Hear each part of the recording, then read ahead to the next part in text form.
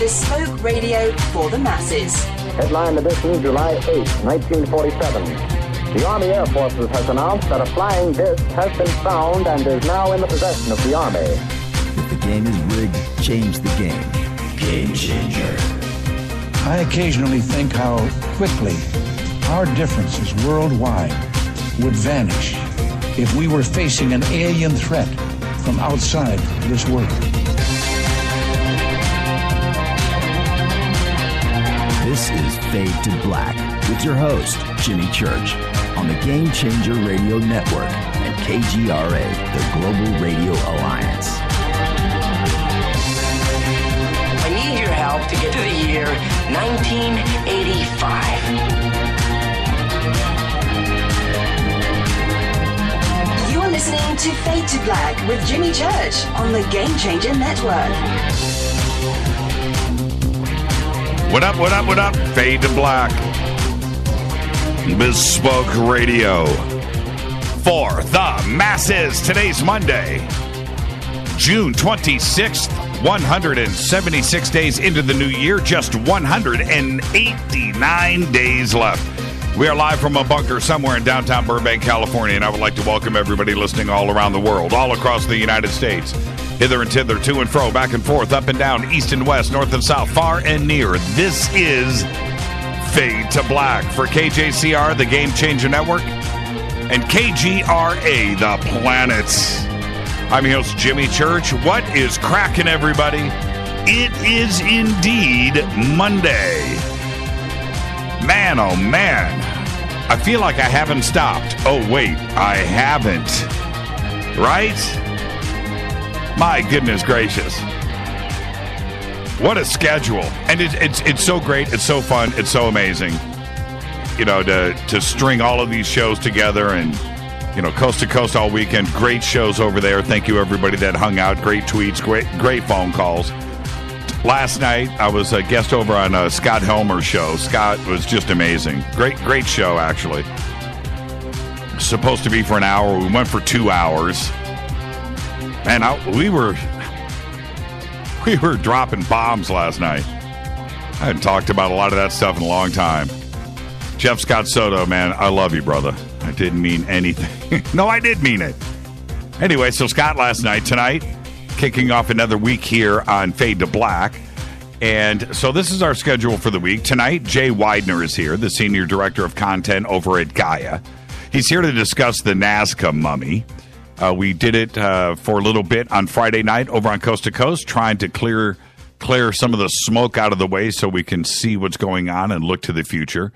And we will continue the conversation again tonight. Tomorrow night, Greg Hausch is here. And he's going to join us to talk about that new anonymous video, which claims that NASA is about to disclose alien contact. So we've got that tomorrow night. And when it comes to anonymous, there's only one person to talk to, and that is Greg Hausch. Okay? That's it. It not only who I think most consider the spokesperson, the face of anonymous. He's been there since the very, very beginning. Went to prison, the Church of Scientology crusade, which was absolutely amazing. I read a fact on that. Anonymous was sending black faxes to the Church of Scientology, and the black faxes was emptying their ink in the fax machines. They were running out of ink because they had to print black pages out of the fax machine. Absolutely ingenious. Anyway, so that's Greg Hausch. Okay, so when it comes to anonymous, we need questions answered. Greg is our guy. And so appreciative of our relationship between himself and Fade to Black and what we have nurtured, right? So when something like this comes up, boom, on the phone, picks up, come on, let's do it. It's just like that. So tomorrow night, Greg Hausch is here. He's got a new talk show, by the way, that he is doing and blog, and you can check that out over at greghausch.com. His links are at jimmychurchradio.com. And when you do that, and you can follow Greg on Twitter, of course, Greg_Hausch.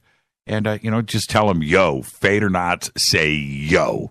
because he loves this show and he loves all of you. So tomorrow night we're going to do that. And then Wednesday, I got to say this. I mentioned this last night over on Scott's show. Every single week, every single day, every show is an event. Everything is bigger than the day before, bigger than the week before, bigger than the month before. Just getting bigger and better. It's just what we do. So to have Jay Weidner on the show tonight, we're going to have Chip Paul here in a few minutes from New Pharma. And tomorrow night, Greg Houch. And then Wednesday, Robert Clotworthy, the voice of Ancient Aliens, is going to be here on Fade to Black. No other show. No, that's it. That's it. That's what we do. I can't even believe it. Robert Clotworthy. Man, oh man. I'm going to have to make him drop a few lines on the show. Got to do it. All right, Thursday night we're taking off. We're going to be on the road going up to ECETI. And so that's Thursday night will be a best of replay. And then we'll be up at ECETI Ranch all weekend. We'll be checking in and, via Twitter and Instagram. That's right. The breaking news. We have finally broken down. Yes, we now have a Fade to Black Instagram account. You can follow us on Instagram at Fade to Black Radio. All right. The account was just started. So if you want to be one of the first followers, I don't even know how many we have. We just launched this today. And see, what are we up to? This is going to be a funny number. 78 followers. That's not too bad for a couple hours. So there you go. We haven't even announced it yet. So go and follow us on Instagram, Fade to Black Radio, all one word, no spaces, Fade to Black Radio, I think. I'm so new to Instagram. Oh, there's a picture of me and a Weimaraner. Yeah, thank you for that, Rita. That dog does not look happy, but photogenic, though. There you go. Okay, so follow us over and on Instagram, Fade to Black Radio. Follow us on Twitter, at JChurchRadio. We will be in touch with everybody from ECETI. We'll do some live feeds. Of course, we'll do some Periscope stuff. Maybe we'll do some Facebook Live. I'm going to be on James's radio show while we're up there. So we're going to be in touch all weekend, okay? And then Monday we're taking off for the 4th of July weekend also because we are traveling on Monday to get back to Los Angeles. And then, boom, we kick off another week on Fade to Black. All right, let's see. Where are we? Yeah, that is some big breaking news, right? I didn't think we'd ever do it. Thought Facebook and Twitter, but you've got to stay. There are so many people that just use Instagram now that don't tweet or use Facebook, right? They just use Instagram. I've got to figure it out. So help me, right? Help us figure this Instagram stuff out. Fade to Black Radio on Instagram. Subscribe to our podcast, 670 archive shows, 680 as of today. Custom apps, Apple, Android, all platforms, just $2 a month. That's one way to listen to the show. You've got your apps, boom, done, $2 a month. Just go click on the podcast banner. The other way to check out the show if you don't want to listen to it live or check out some of the old archive shows, you can do that in our membership area. Okay, so just go to the membership area, click, become a Fade or Not, make it official. We've got it from free all the way down to full-on game changer with hats and autograph stuff. And we for everybody that becomes a Fade or Not every single month, we have a drawing and we give stuff away. This month we're going to do a Life Change Tea care package. So that's what we're going to do this month. Last month we did a coffee bar. The month before that, what did we do? Somebody help me. I think we did the stereo package from Studio Dome. What did we do the month before that? We did Tascam. We gave away the Tascam recorder. What did we do before? I can't remember. Okay, so we do that every single month. Become a member. Commercial-free downloads. Okay? There you go. You get the bunker cam live, right? If you really want to see a fat white dude in the studio talk on a microphone, you'll be able to do that. If that's what your life is about, there you go, everybody. How you doing? Live bunker cam. The bunker cam is cool, actually.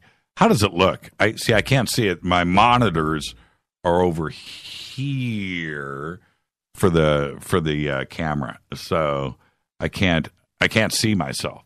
See, it's just a camera with a blue light that's looking at me this way. It's a nice camera, though. It's all 4K, high def. Does it look 4K? Can you see the... I haven't shaved. See? Hear that? I haven't shaved. All right, so there you go. Membership area, podcast, all of our sponsors, Life Change Tea, Get the Tea, River Moon Coffee, New Pharma, and Studio Dome speakers, all of our advertisers on the show. I want to remind everybody, this weekend we will be up at the ECETI Ranch for their July 4th Science, Spirit, and World Transformation Conference. Click on the banner over at our site, jimmychurchradio.com, for tickets and info. We'll see everybody there. This is going to be a life-changing experience. It is a bucket list situation for me and Rita. And I want you to just come out and enjoy and share the experience with us. If you're not doing anything, if you don't have plans, that's where you need to be. If you've been planning on going, get your tickets and stuff now. All of the food, lodging, everything that you need is right there on our site. Click on the green banner, 2017. Now, with that, let's get this show cracking. Happy birthday today to Chris O'Donnell. He's 47. On this day in history, OTD, 1948, the United States begins the Berlin airlift. U.S. and British pilots, by the way, were delivering food and supplies by airplane into Berlin after the city was isolated by a Soviet Union blockade. Can you believe those kind of world events were going down, especially right after World War II when we were supposed to be allies and all of this? Yeah, pretty trippy, isn't it? Check this out. Fader fact. Half of all the new cars in Norway today are either electric or hybrid, changing the world. And just like Chip Paul, who is the... You know what, Chip, welcome to the show. And I was just, as I started to introduce you, I caught myself. I don't know. I mean, would you call yourself the proprietor, the owner, the head cheese, the chief bottle washer, the lead scientist, the crazy dude in the lab coat for New Pharma? What? kind of all of that. Okay, all right. Kind of all of that mixed together. So, but mainly, I guess, official title is I'm chief scientist here at New Pharma. You don't sound like a scientist. You sound cool. See, that's the thing. Everybody, this is Chip Paul, the brains and partner behind New Pharma, one of our new sponsors here on the show. And I wanted to bring Chip on tonight to tell us about the science behind New Pharma, what they're about, what their philosophy is.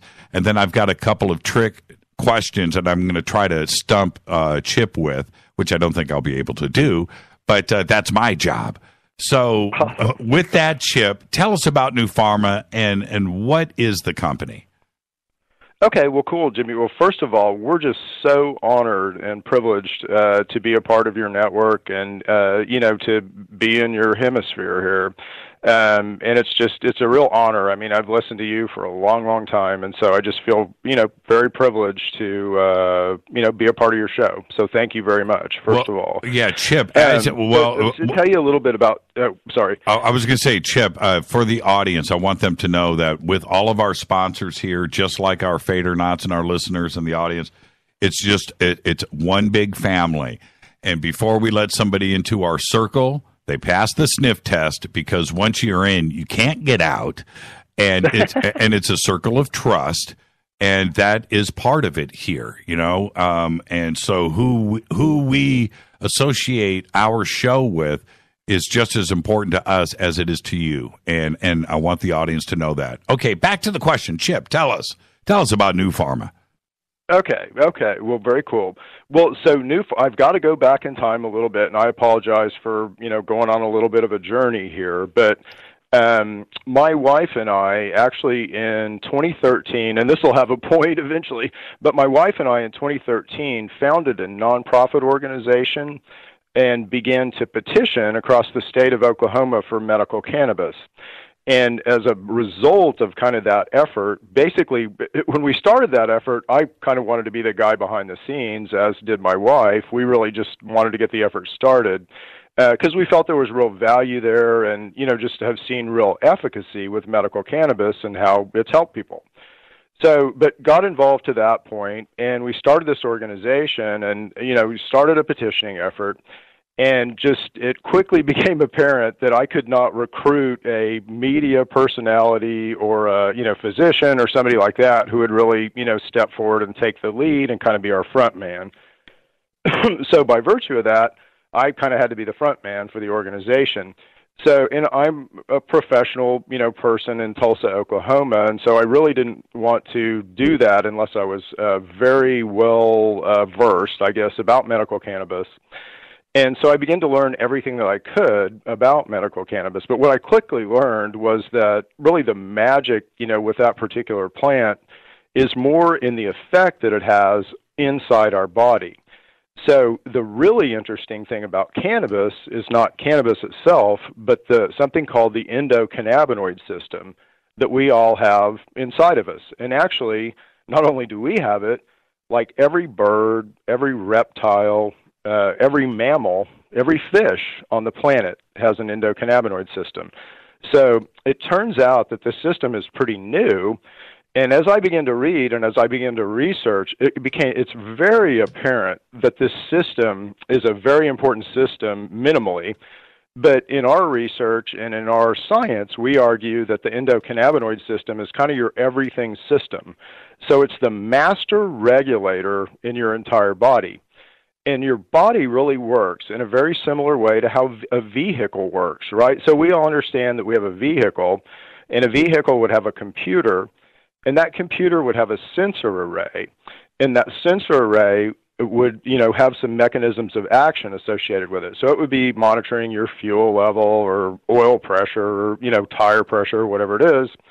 And if it noticed change, it would make adjustments and basically manage and regulate kind of the homeostasis, if you will, of your vehicle, or, kind of make sure that it's regulated. And in a very similar way, our bodies work. Through our brain and through this endocannabinoid system to manage and regulate almost every aspect of our body. Right. And the reason that, and there's lots of ways that you can kind of prove this, right? But the endocannabinoid system is really the only system that can touch every single cell in your body. And that's a very powerful statement, right? So through your brain can manage literally every cell in your body. Now, if you kind of go on that little journey with us, medicine begins to make a lot of sense, and how the human body functions begins to make a lot of sense. And really, things like herbal remedies begin to make a lot of sense, because it turns out that this endocannabinoid system is a nutritional system. So it's fed not only by cannabis, but certainly by other plant-based flavonoids. So what we found is that things like, very simple and benign plants, so things like a white onion would have a flavonoid associated with it that would affect this endocannabinoid system. Gotcha. And we've, now sort of advanced this science to the point where we've patented it, and we have university relationships now that are studying, what we're doing. Now, okay, so you are able to focus, like with your line of products, you have stuff for pain relief, or you have stuff for overall wellness. You have for sleeplessness, some sleep control stuff. And you are able to, laser focus on a specific area instead of something general all over. You know what I mean? When you take, when you take Advil for a headache, but it's affecting your entire, you know what I mean? If you have a toe ache, you're still taking Advil for it. With your stuff, you are able to go right at the issue. Exactly. And it's interesting because, when we talk about it, it almost sounds medical, but it's really not. It's really not at all. Our stuff all has to do with nutrition. So what we've been able to do nutritionally is basically mimic medical cannabis, and that's what our patents have to do with. And so medical cannabis kind of runs along a continuum, from sativa to indica, and that's how you would treat a patient with medical cannabis. And we mimic basically that continuum, and our, sort of taxonomy now is so advanced that we can do that with multiple herbs and things, which is really cool. but we can target very specific things. So let's take pain for an example, and we in no way, are saying that we, magically treat pain or with a magic answer to pain. But what happens is that we nutritionally, again, support this endocannabinoid system. This endocannabinoid system is 1,000% the master regulator of your immune response, and that's very well established in research. Your immune response has to do with your pain response.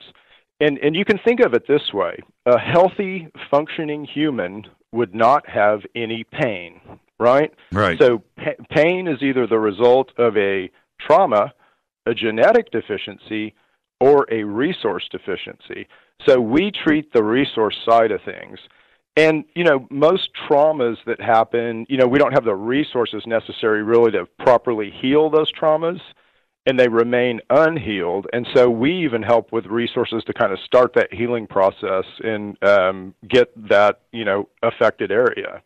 And what's interesting, but it's all interesting, a nutritional exercise, and that's kind of the cool thing, really, about what we're doing. It's very natural and organic. We do everything with, very simple and organic herbs. So, and what's interesting here, and before we run out of time, I want some very specific questions answered. But what's interesting here is you are mimicking cannabis. There are times when cannabis would be the right way to go, like maybe if you've been diagnosed with cancer, you would go the cannabis route. I would think, right? Am I suggesting this right? There is a time and a place for medical marijuana. Yeah, absolutely. 1,000. And it, we still, I still lead the effort here in Oklahoma. And I'm kind of the medical marijuana guy here in Oklahoma. And, we're on the ballot in 2018. So I believe very heavily in that as a medicine. I'll put it to you this way. If you were my mother and you came to me and had cancer, I would send you to Colorado for the oil treatment, right? No question. Knowing, everything that I know about the endocannabinoid system, I still think that that's the most effective treatment. Right. But if you had a pain issue, and I thought it was sort of in our wheelhouse, and I certainly would give you our stuff over, cannabis. So it just depends, I think, on what the thing is. But cannabis is very good. Herbs seem to have a specialty. Like they like to go after certain kind of organs and help with certain things. Cannabis, no question, likes the brain, right? So it really likes to light up the brain, and that's sort of what it does best. And it does it, in sort of a quiet way, with CB2s, but it does it in a very active way with CB1s. Right. And now we have a couple of sponsors on this show, and one of them. Can I drink coffee and take New Pharma products? I'm a big coffee drinker, right? Is there an issue there? No. So you will get, our products have a tendency to affect tolerance, right? Mm-hmm. So for things like caffeine that do give you, a little bit of stimulation, it might increase the effect a little bit. And that's sort of a common thing that happens with our products, and you do, kind of be advised. It happens with alcohol and it happens with cannabis. So I would think that it might increase, the caffeine a little bit, right? But it certainly is safe, no question. So, okay, I'm okay with that. Now, what about, Life Change Tea? Their products. My family, my friends, our staff, our listeners all drink that tea and take those products too as well. Can New Pharma and Life Change Tea coexist? Oh, absolutely. And in fact, it's interesting that you say that because, the principal there and I had a conversation today about a whole bunch of ways that we can coexist. So, okay. Yes, absolutely. And he's a really, committed guy, a very ethical guy. And as you're saying, and I hope your listeners are aware of how ethical you are because, I wouldn't be on this show if we didn't kind of all get along, right? So, and I just so much appreciate that. But he is as well. So I think, yes, absolutely, to answer your question. Lots we could do together. Now, we've got, you're doing a promo for the Fader Knots if they use the promo code F2B. Yep. What does that get a Fader Knot?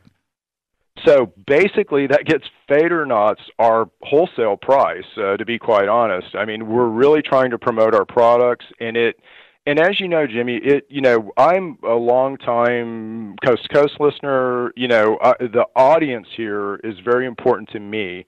We purposefully kind of introduced our products at Contact in the Desert. That certainly wasn't the biggest show we could go to, right? But your audience is important to us, and so we're offering a really good price to your audience, and 33% off our product. So it's basically our wholesale price that we're offering to your audience, and it's our show price that we had at Contact.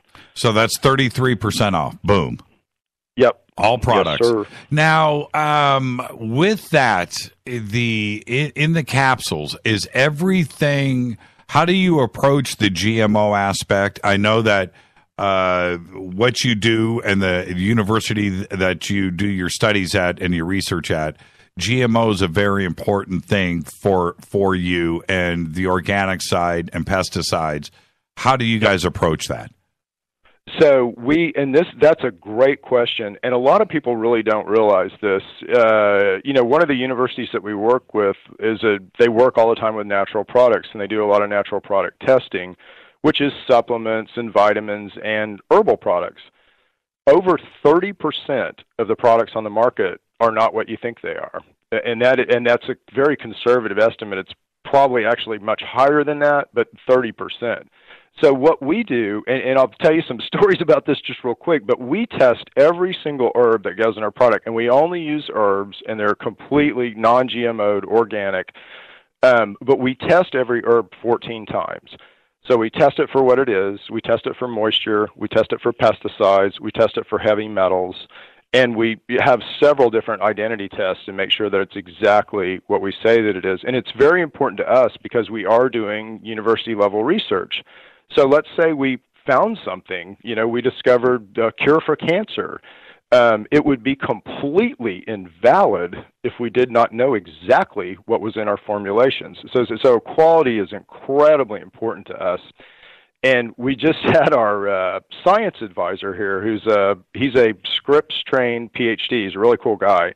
But he was here really to talk to us about our quality program, and he put us through kind of a mock FDA inspection and audit, and we, did very well through that process. So, and we're a new company, we're an emerging company, but as we develop wherewithal, we're going to go through these additional certification processes because we really want to be a leader in the industry. We want people to know that we have quality products. And we'll back that with a very strong quality program. So, thank you so much, Chip, for coming on tonight, and we're going to get you back on the show and get a little bit deeper and a little bit more product specific. But the one cool thing I'll say about Chip to everybody, you see him, he looks like the CEO of a company, but you meet him and you hear him talk and you realize he's just one of us. Chip Paul, New Pharma. Thank you so much, Chip. Behave and be well. You got it. Chip Paul, everybody. New Pharma. Just go over to our website. Click on New Pharma. The promo code is F2B. For all of the Fader Knots, you're going to get everything at 33% off. That's what I'm talking about. Chip Paul, New Pharma. Coming up next after the break, Jay Weidner and the Nazca Mummy. This is Fade to Black. I'm your host, Jimmy Church. Kicking off a new week. This is Monday on Fade to Black. I'll be right back.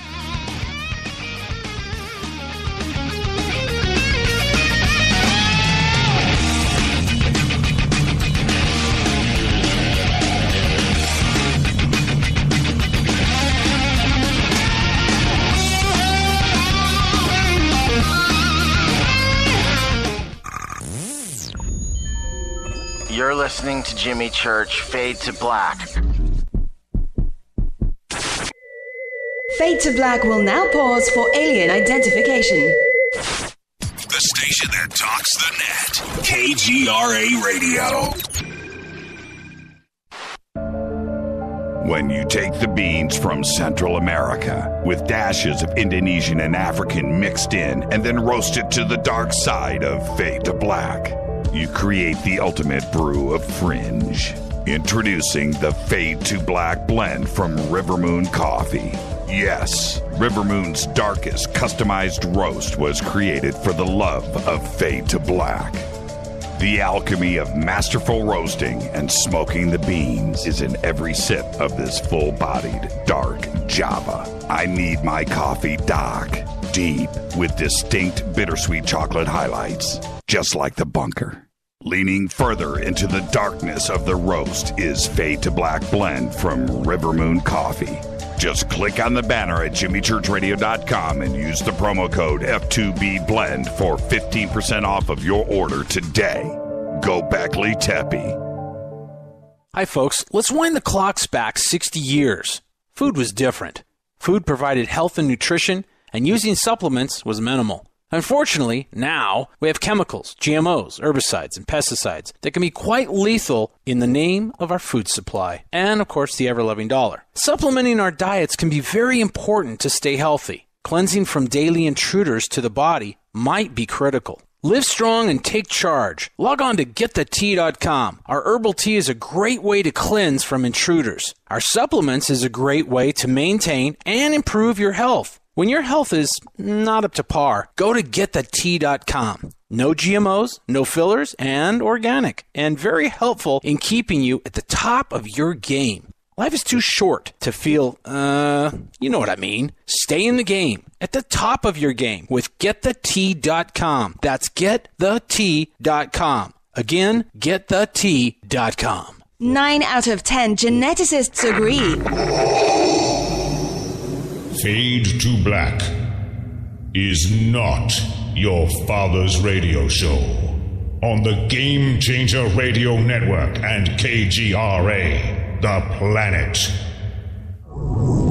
Win big with KGRA this summer. Tickets and hotel accommodations to the biggest conferences, autographed books and DVDs, chances to win all-inclusive conference cruises, and private dinners with your favorite KGRA hosts. Click the contest tab at kgraradio.com for your chance to win big this summer. Your contact for the best alternative talk radio on the planet. kgraradio.com. Hi, this is Rob Reiner from Anvil, and you're listening to JimmyChurchRadio.com. What's up? I'm Chris. What up? This is Kyle Massey, and you're listening to Jimmy Church Radio.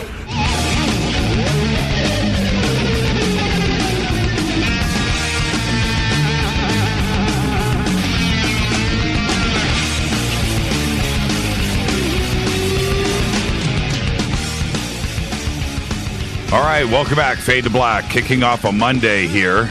Great week here on Fade to Black. Tonight we have Jay Weidner here from Gaia. We're going to talk about the Nazca mummy. Tomorrow night, Greg Hausch is going to be here to talk about the new Anonymous video, which claims that NASA is about to disclose alien contact. And then Wednesday night, that's right, the voice of ancient aliens, Robert Clotworthy, is going to be right here on Fade to Black. And I've got to get him to say, ancient alien theorists say, right? I just got to go there. But right now it's about Jay Weidner. And before I do a big, long intro with Jay, should I do my normal Wired magazine has called him the authority on hermetic and alchemical traditions, talk about his Stanley Kubrick stuff, The Ultimate Trip, Infinity, Journey Beyond Death, everything, Avatar, The Last Avatar. He's a writer, he's a researcher, he's a friend. I've respected him forever. We've had some of the most amazing conversations on this show. And Jay and I, this is my intro. I'm bypassing the one that I wrote today because I want to say this. Jay and I, we got together, it was about a year ago. And he came up and he just kind of whispered to me, man, that interview, man, that show we did on Falconelli, it still to this day was my favorite. I said, Jay, mine too. And we sat down and talked about our conversation on the show. And that's what it is. It's about mutual respect. But now Jay has found himself in the proverbial hot seat, a great position to be in, because he is the senior director of content over at Gaia TV. He is developing and producing all of those cutting-edge programs over there. But last week, Gaia released a video report with a 3-fingered, 3-toed mummy that was discovered in Nazca, Peru. Since its release, it has gone completely berserko viral. With as of today, my calculations are, with the combination of the two videos that I have posted, over 60 million views in 5 days. Now, that's insane. And now there is more than one mummy, so I'm calling it mummies. So we're going to talk about that. And we're going to get all of those questions out that our community and deserves, and the impact that the video Gaia and its evidence will have on disclosure. He was patient and went on coast to coast with me on Friday, sat in the hot seat, and I did not disclose any questions in advance to Jay, and he answered them again without speculation, and that's what we need here. And he agreed to come back on the show tonight to take things one step further. I want to welcome back to Fade to Black the one and only Mr. Jay Weidner. Jay, good evening. Hey, it's great to be here. Yeah, Jay, thank you for Friday. It is the hot seat at the moment. That's you. But I have to thank you for that too as well, because it's tough when you're trying to do the right thing, and then you have to fight that battle out there, and you have to be very cautious and do things the right way. Did you expect the blowback that is happening today? Maybe I'm not sure what the blowback is. Is it good or bad? Well, good. So, okay. So what you're saying, you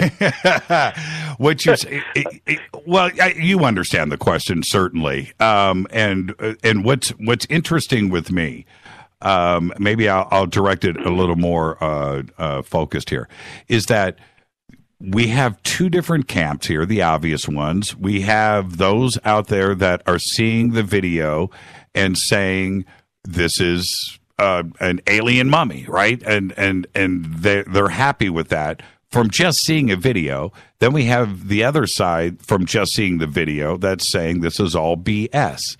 From just seeing a video. And I've asked everybody on both sides, slow down with that. It's just a video. We have to wait for the evidence. And that's what I'm saying. Are you surprised about that, where it is so polarized on both sides, and we're still waiting for the evidence to come in? Well, yes, I'm definitely surprised by that. I'm very surprised by people who are jumping to conclusions and saying that it's fake without calling me or anyone at Gaia or anyone who's seen the evidence and asking us our opinion. So far, the only journalist, and I consider him a true journalist, who's actually asked me legitimate questions is John Rappaport. Everyone else has just jumped to conclusions, and I've never seen anything quite like it. And I don't understand what's fueling this. You'd think that this would be something that people would want to embrace, but instead there have been so injured in the past with the fakeries that have occurred that there's no way that they're going to be convinced that this is real, and I don't blame them. With I want to get some direct questions out of the way really quick. Let's start there. There has been a lot of questions about cleanliness, a scientific environment, that this was exposed out in the street, and it's being kept in a box.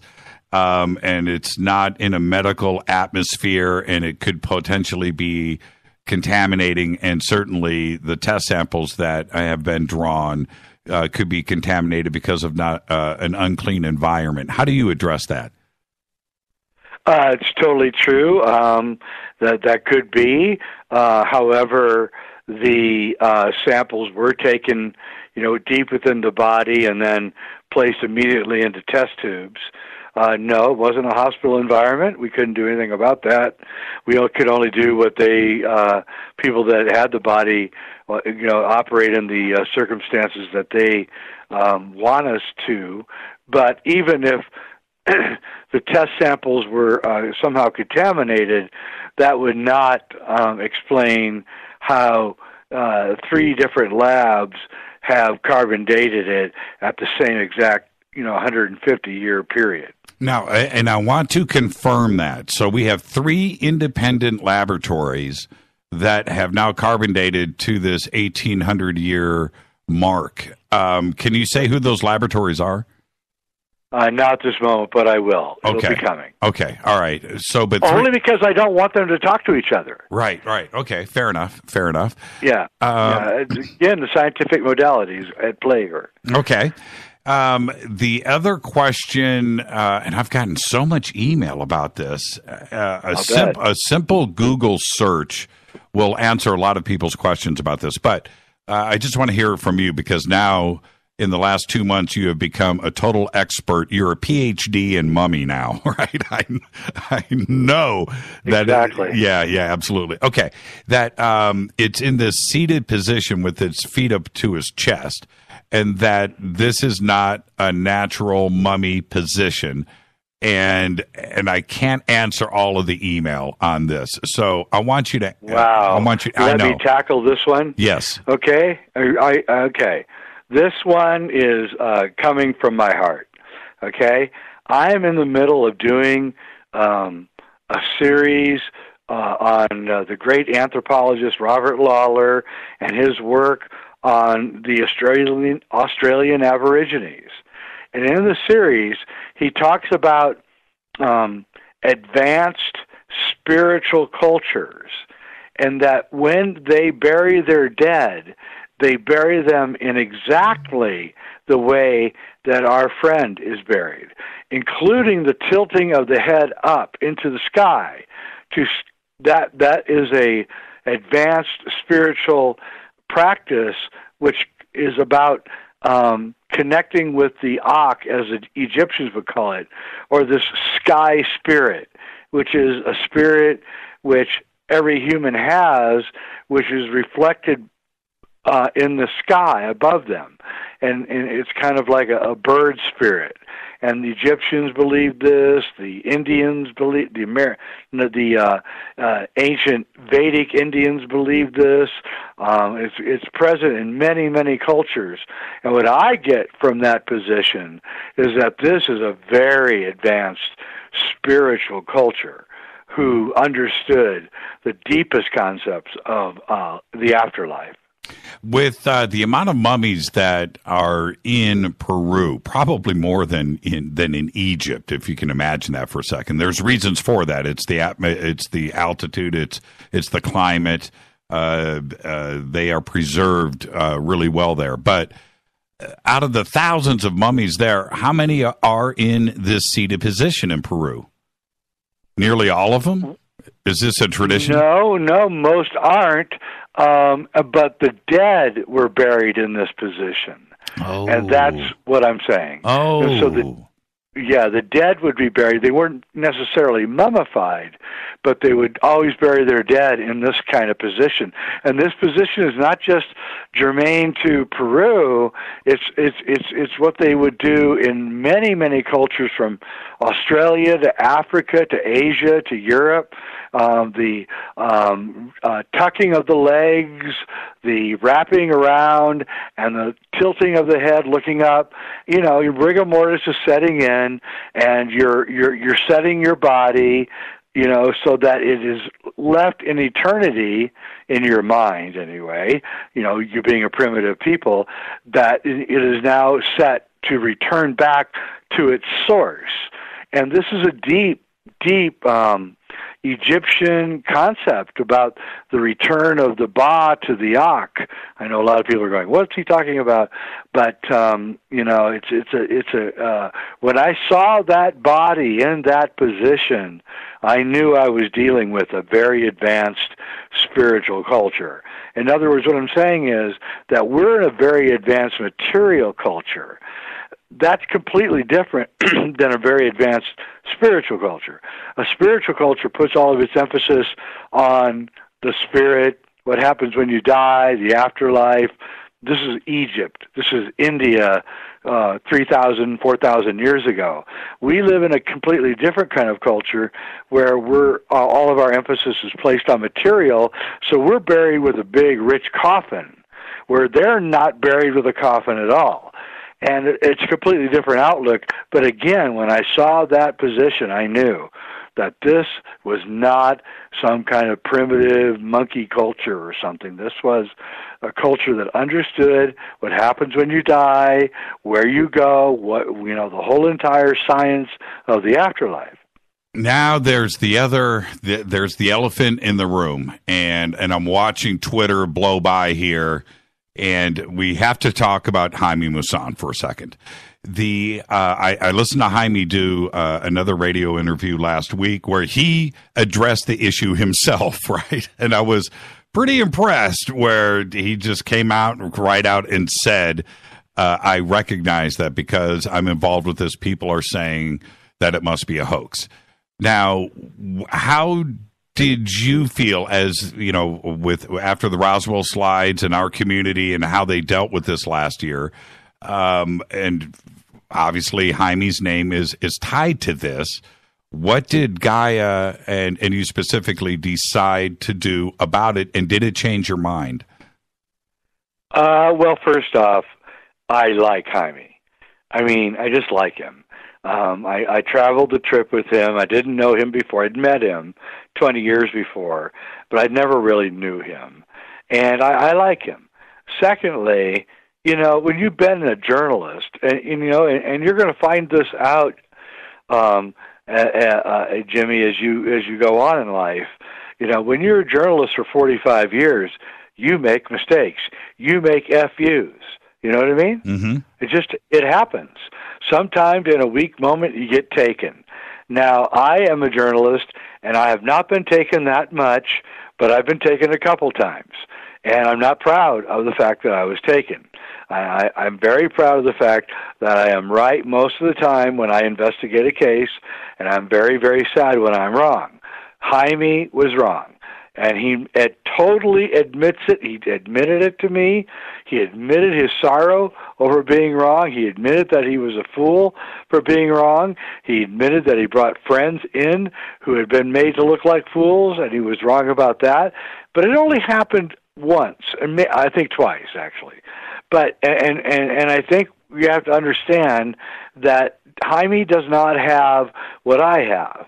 I have a large corporation with many lawyers, many scientists who can come and look at what I'm looking at. Jaime's running a pretty much a very small operation where he doesn't have a lot of ability to do diligence, even though he is a journalist and he should do diligence, and he got taken. Basically, it doesn't matter whether he could do due diligence or not, he got taken. He knows he got taken. It's a sad fact, but it's the truth. And I think he's forever grateful, that I was along, because I was going to make dang sure that my reputation wasn't going to get destroyed by this. And that's and so I'm doing everything I can to assure your audience that this is not a hoax as far as I can tell in any way, shape, or form. This large creature we're calling Maria is a real being from every appearance, and I don't think that this time Jaime is going to be wronged. When somebody says to me that it's a hoax, right, that this is fake, I don't understand the statement. Are you saying it's a fake mummy or it's a fake body? Right? I mean, what do you mean? What is know, fake it's like here? It's like the Russian influence on the election. It's like they keep saying, "Oh, the Russians hacked the election." You're like, "Well, how did they do it? What do they do? Explain yourself." And nobody can ever explain themselves. And that's the same thing with it's a hoax. We're just out of the blue. You're calling it a hoax. Really? You're not even going to call me and ask me questions like you have done, like John Rappaport has done, like other journalists have done.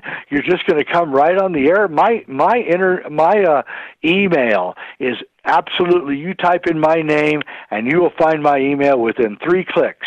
There is no way in the world that anyone could not write me and ask me questions, and I will answer them. I guarantee you that skull is attached to the neck. I guarantee those hands are actually attached to the wrists. I mean, there's no scar tissue from removal of thumbs and little fingers. There's no holes or anything that would be there. At some point, you got to come to grips with the fact that this is much, much too hard to fake. And you can go to the videos and you can stop them and look at the X-rays and see for yourself this. So it's not like anything is being hidden. So these people that are calling hoax are going to seriously regret it, I think. Yeah, they probably hitched their horse to the wrong wagon. But it's not their fault because they've been burned so many times. That's exactly it. And that's why I just want everybody to take a deep breath and just enjoy the ride. Enjoy the ride. It's going to be a lot of fun.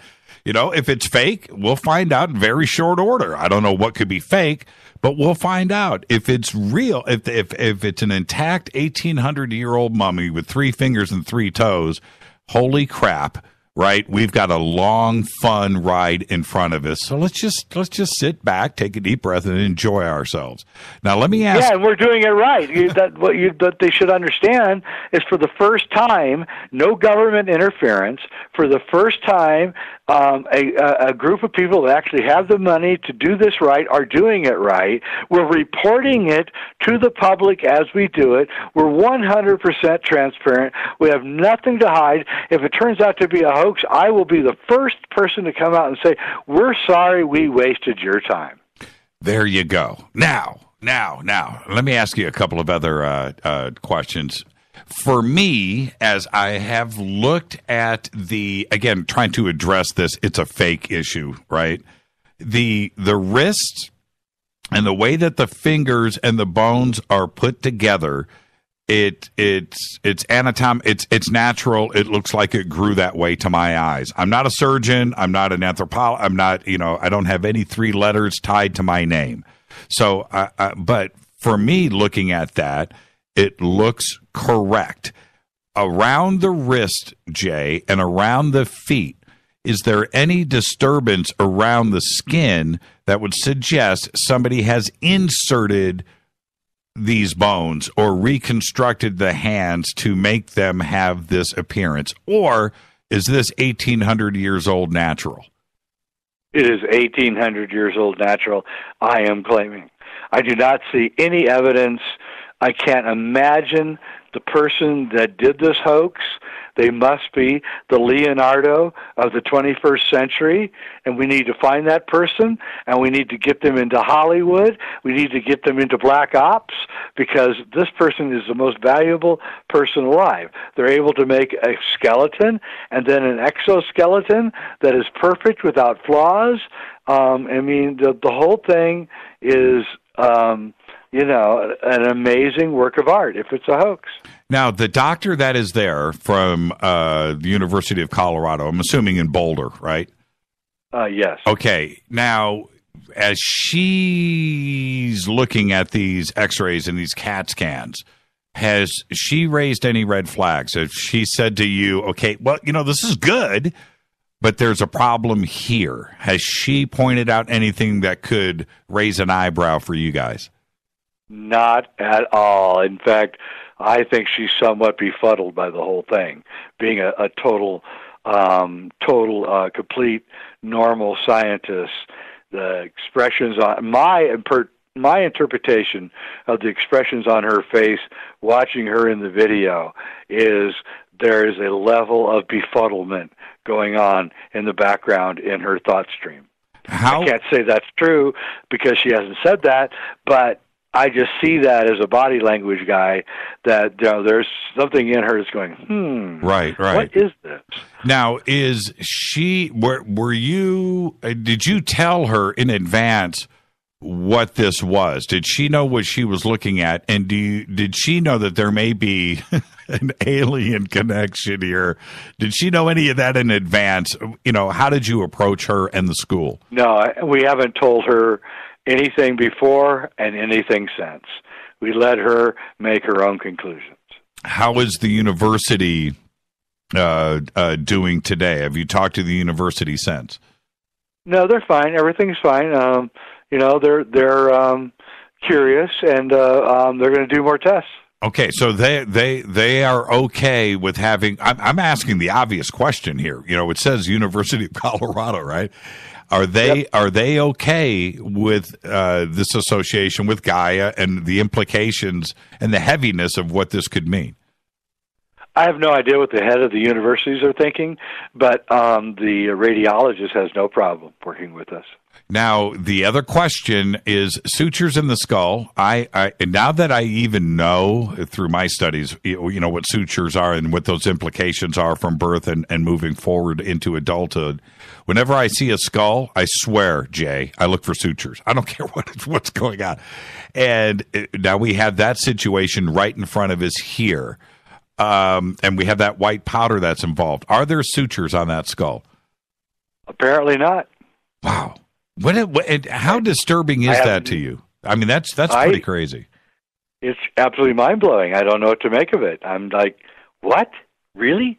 You know, I don't know what to say. I mean, I really don't. And I suppose some people say, well, maybe that's evidence of fakery, and maybe it is. We'll find out, but I don't think so. I think it's something else. Yeah, I think it's something else too. And one other question before we head to the break. We got 60 seconds. The fingertips. I see something that appears to be fingernails, but also a little bit uglier than fingernails. Are they thicker? Are they more claw-like on the fingertips? A little bit, yeah. A little bit of edge. Claw-like, yeah, I would say so. Yeah, almost bird-like. I don't know. Yeah, kinda. Bird-like. That was my first impression. Right. Actually, I don't want to make any speculation here, but with the no fatty tissue around the ears and the very small nose, I got the idea that this was either something that flew through the air and needed aerodynamics, or was swimming in the water. That was my initial impression when I was on that rooftop. Interesting. So possibly webbed feet. Ooh, I like that. Well, there weren't any webbed feet, but there could be. I mean, the skin was off the toes, so we can't really tell. Right, right. But yeah, I mean, it does look aerodynamic. If you look at a bird, it doesn't have fatty tissue like we do around the ears, and has a very small nasal capacity. So, I mean, I'm not going to say it's a bird or anything, but it'll be interesting to find out if the bones are hollow. If the bones are hollow, that would be wow. Jay, that's my question after the break. Okay, thank you, pal. Sorry. Jay Weidner is our guest from Gaia. We're discussing the Nazca mummy. Well, we're calling it a mummy. It's not wrapped in linen like Boris Karloff mummy. And we're actually going to talk about all of that when we come back. Our guest, Jay Weidner. I'm your host, Jimmy Church.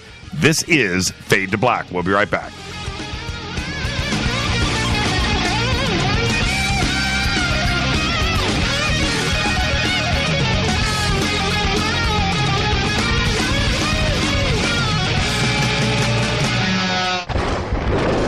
This is Fade to Black with Jimmy Church on the Game Changer Radio Network and KGRA, the Global Radio Alliance. This is KGRA Digital Broadcasting Station, Salt Lake City, Utah, Van Buren, Arkansas. Hello, I'm Katie, and you're listening to my main man, Jimmy Church, on jimmychurchradio.com. Hi, this is Ray Hobbs here, repping the planet, and you're listening to my good friend, Jimmy Church, Fade to Black, on the Game Changer Network and the KGRA Digital Broadcast Station. This is Toby Kebbell. You're listening to jimmychurchradio.com. Don't hurt me, Jimmy. I'm only little. Hey, I'm Adrian Grenier. And this is Ari Gold. We're the Honey Brothers. Yes. We are of the Honey Brothers. Hey, I'm Adrian Grenier. And I'm Ari Gold. We're the Honey Brothers. And you're listening to Jimmy Church. The Revolution. Ancient Life Oil. Life-changing. The real oil. CBD is truly ancient life oil from the source. This oil has no psychoactive effect and is also legal in all 50 states. When you're healthy, you're happy. The truth about this wonderful plant is that it wants to give back to mankind life, longevity, and happiness. Ancient Life Oil are golden grade, all organic, non-GMO, and infused with high-quality liquid coconut oil. It's simple. Just go to ancientlifeoil.com today. That's ancientlifeoil.com. The best, purest, organic, and non-GMO CBD in the world. Go Beckley Tappy. The statements made regarding these products have not been evaluated by the Food and Drug Administration. These products are not intended to diagnose, treat, cure, or prevent any disease. Please consult your healthcare professional about potential interactions or other possible complications before using any product. What's up, Fadernauts? Studio Dome loves Fade to Black and the F2B audience so much that they have put together the ultimate stereo Bluetooth system. They've done it just for you. Man, check this out. The Studio Dome SBB2 stereo system is here. It's featuring 2 Studio Boombox 2 SBB2 wireless Bluetooth speakers, packed in its own custom hard shell case. This Studio Dome system features the very latest in stereo Bluetooth technology. The 2 full-range boomboxes are in true wireless stereo. You've got to hear this. It's amazing. It's just $129, and use the promo code JCRTWS, and you'll also get free shipping. It's simple. Just go to jimmychurchradio.com, click on the Studio Dome banner. Go Beckley Tappy. This is Micah Hanks of the Gralien Report, and you're listening to Jimmy Church on Fade to Black, across the globe on the Game Changer Radio Network and the one and only KGRA Radio, The Planet.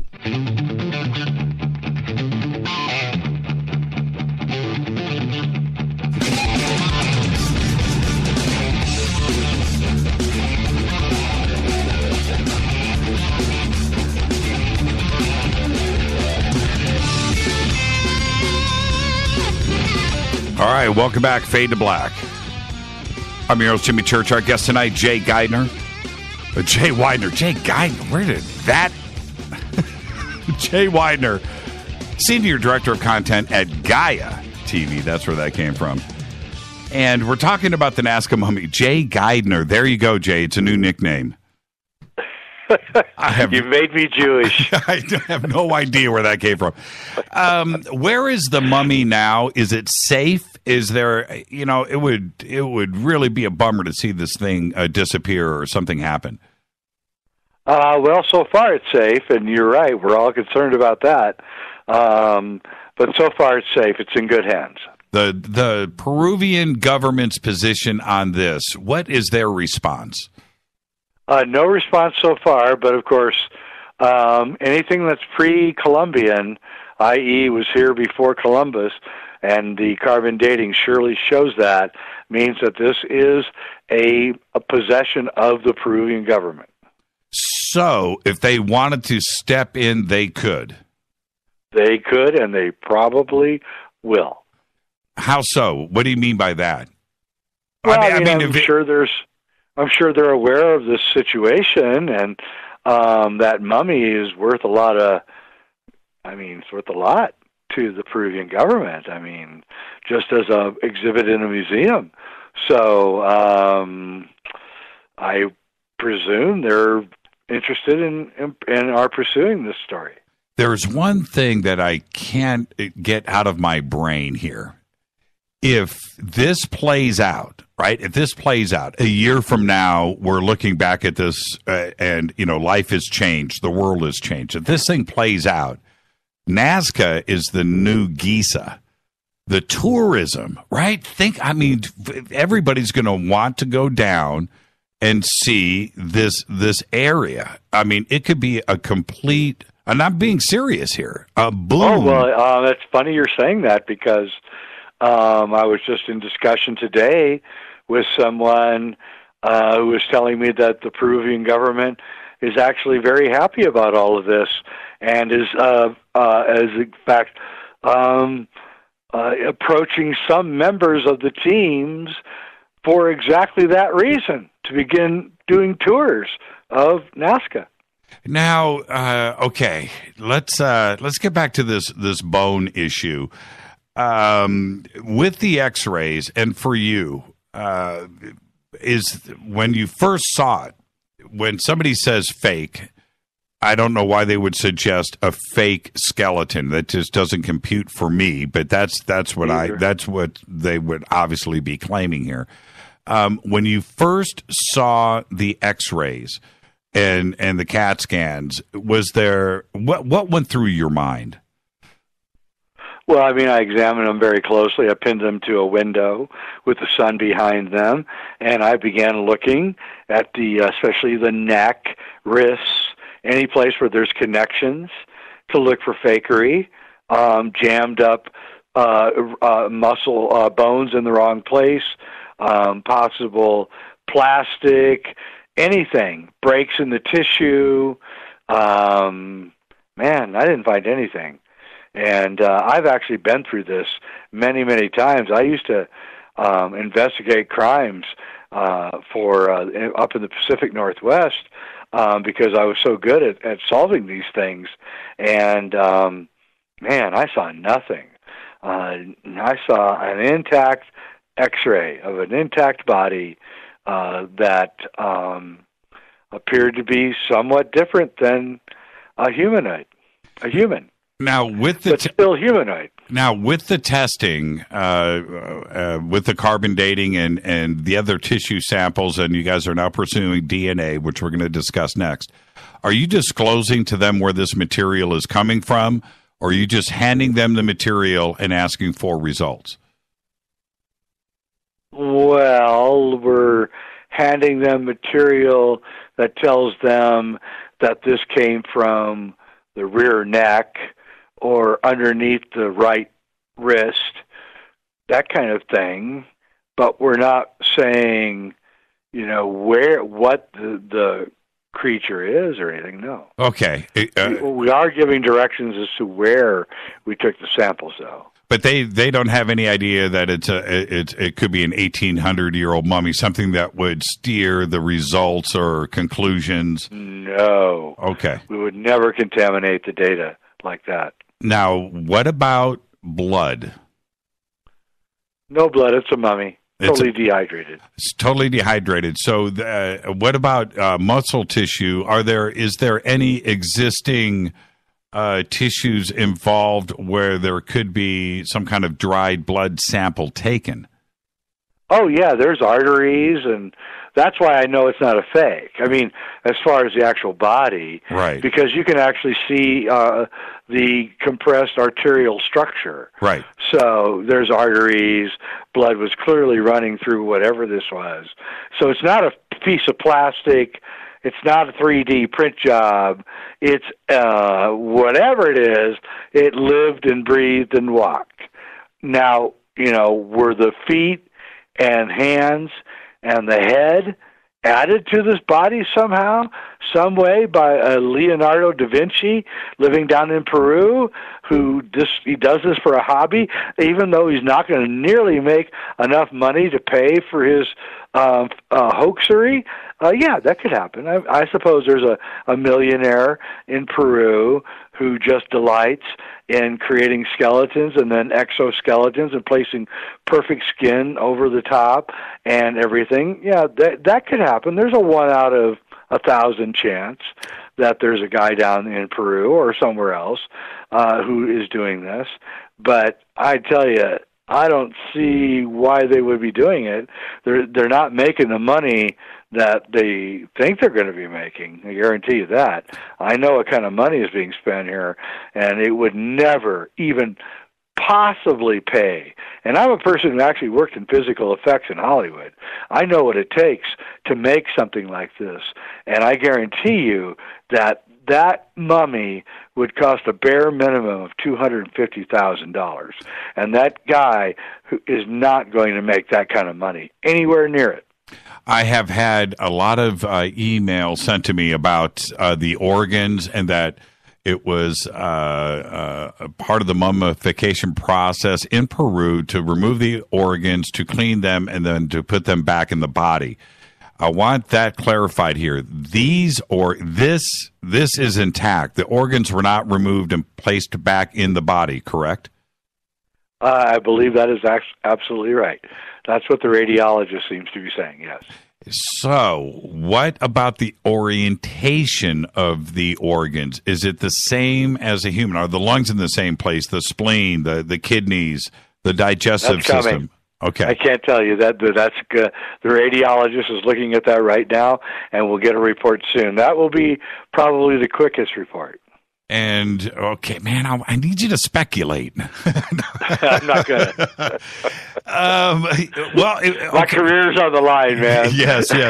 So but the organs have not been removed, and therefore, this is not a mummy. This is a dead body. Well, let me clarify that. Right.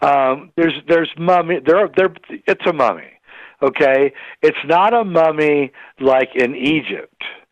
And in Egypt, they took the organs out, and then they wrapped the mummy in strips of cloth that had a dehydrating powder on it, so that the skin would dehydrate before it deteriorated. I'm talking about Egypt. Right. In Peru, in the desert in Peru, which is the driest place on the planet, gets a half an inch of rain a year, if you can imagine that. Right. You don't have the same problems that you have in Egypt, which gets 6 inches a year. And 6 inches as opposed to a half an inch is quite a bit of difference. So in the desert in Peru, you don't have the if you can dehydrate the body fast enough, you don't have to remove the organs, I don't think. And I think because of the dryness, it will just go into stasis because there's no moisture to cause anything to rot. And I think that is what's going on here. And that's the only speculation you're going to get out of me all night. Okay. Well, no, I've got one more for you. The face to me looks so... when you look at the Egyptian mummies, right, you see the lips have retracted and dried out, and you see the teeth, and it's all creepy looking, and that black brownness thing, and the eye, it's a creepy looking mummy. Here, the lips, the face, the eye, it seems full and intact. You can see the face of this thing. You can tell what it looked like. What do you make of that? I would say that's exactly the reason why many good minds are going absolutely bat crazy, because they can't believe that this mummy is so intact. Mm-hmm. And in fact, that's the biggest problem that we face here, that we have a mummy that is the most intact mummy without a wrapping. In other words, you can see its naked body, her naked body, that I think we've ever seen. And that is actually causing, I think, the biggest problems that we're facing with coming to grips with what this is. And again, I blame this on the pristine, dry environment of southern Peru, coupled with the drying agent that they put over this thing to cause the skin to dehydrate so quickly that it retained its form, not perfectly. It's definitely freeze-dried, like all mummies, but it is still, for a mummy, it still has remarkable form. Have you touched it? Did you put on gloves and touch it? I did. And? It was hard, and I thought, like plastic. No, that's not what I want to know. I want to know, how did you trip? I would trip. I mean, it would freak me out to touch something like that. I was talking to a guy today, probably somebody you should have on your show. Jack Carey is his name. He's a brilliant cryptozoologist whom I've had on Gaia a couple times and become pretty good friends with. And Jack's a reasonable guy, and he's all freaked out and just loves this whole thing. And I was telling him, the weirdest thing about this whole thing is that, my secret hobby, which I never really ever told anybody about, was that I'm really interested in cryptozoology. But, everybody knows me as, into alchemy and into secret space program and all this other stuff. And now here I am, probably the most famous thing that's ever going to happen to me, and it's associated with cryptozoology. So it's kind of a strange thing to, be one of the people that actually discovered one of these beings that have only been rumored about throughout the last 2,000, 3,000 years of human history, and to actually be there, to actually be one of the people to discover this thing, it's a real honor. It really is. Now, I want to talk about the how Gaia found out about this and the process there. But before we get there, I want to talk about that white powder. Do you guys have any idea what it is? If I keep hearing white powder, right? Have you guys tested it? What's the pH level? Do you have any idea what the chemical makeup is of the white powder? No, but we have a vial of it, and we are sampling it, and we will get it out as soon as we find out. Have you tasted it? No. Snorted it? That's an interesting question. It could be cocaine. Yeah. It's cocaine Peru, would man. be an It's interesting Peru. Dehydrating material, actually. So I don't know what it is. People think that its skin color is white. We can't say that. We don't know what its skin color is. We only know that the agent they put on caused it to discolor in a white way. So we have to wait for all of these results to come in. Yeah, I'm not making jest of the situation. It's just, what is the white powder? What is the white powder? It's very, very interesting. You would think that there would be an oral tradition in Peru, which is something that Peru is severely lacking. No written language, nothing that goes back. That you don't have recipes and formulas, and I'm surprised that there isn't an oral tradition about what this white powder, is and how they went through the process. Well, I mean, it would have to be some kind of salt that would suck the fluids right out of the body as soon as it was applied. Right. That's what they were doing in Egypt. Right. When they put the bands of cloth, they were like in this kind of liquefied salt, and they would suck because what you want to do is you want to suck the fluids out, because that's what causes the deterioration of the flesh, is the fluids.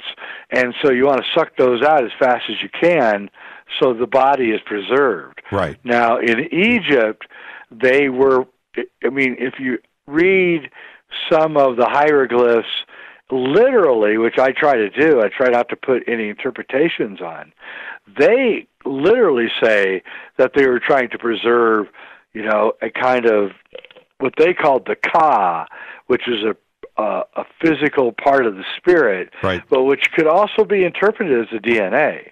In other words, as bad as the DNA has deteriorated in the mummy that we found in Peru or the mummies that are in Egypt, they still can be recombined. It may take a lot of work to recombine the DNA, because it's like, imagine you had a jigsaw puzzle and then somebody poured like 40 gallons of water over your jigsaw puzzle and sent it flailing in 100 different directions, and then you have to recombine those pieces to figure out what the original jigsaw puzzle was.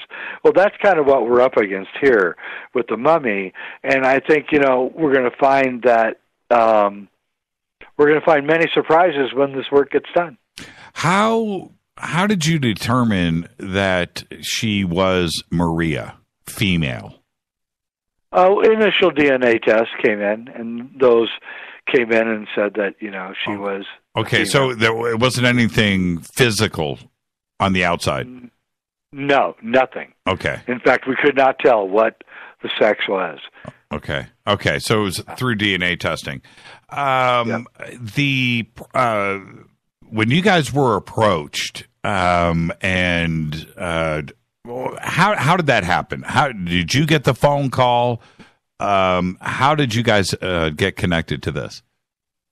Well, originally we were producing a program which will be out in a few months, which is only tentatively titled right now Ancient Civilization. Probably we'll have another title. But it's a really in-depth examination of ancient beliefs about what we really were thousands of years ago. And through that investigation, we met Jaime Moussan, and he told us about the Terry Jamin. And Terry Jamin is a Frenchman who lives in Cusco and has an institute called the Inkari Institute. He's a great guy. I really liked Terry. He could not speak English, but he spoke pretty good Spanish, so I got to talk to him in Spanish because my French is abysmal, even though I go to France all the time. Right. And he kind of told us the whole story of how these bodies were found and the whole thing, and that story is coming out on updates on Gaia over the next few days, in fact. And Terry is the linchpin, kind of in this whole thing. He knows the people that have the bodies. He knows us. He's an Indiana Jones kind of guy, like I am. So we kind of hit it off. We've been everywhere, same places all around the world, and we're kind of ready to go into the mouth of the beast, no matter what. So I think hopefully Terry will always cooperate with us and come forward and tell us everything he knows, because I think Terry knows a lot more than he's saying at the moment, and he's told me things in private, so I think that I'm pretty sure on these statements. So I think, a lot of things are going to break loose over the next few months, and Terry Jamin, the Frenchman who really started this whole thing, deserves not only credit for finding and helping find it, but then reaching out to other people like Jaime Maussan and me and getting the word out. Was the bodies, and we'll talk more about this after the break, but was it found in a tomb, in a cave? Was it buried? What was going on there? Somewhere underground. Oh, Jay. Oh man, I can't wait. You might get a little crack the next time I see you. No, seriously. Tomb, cave, buried.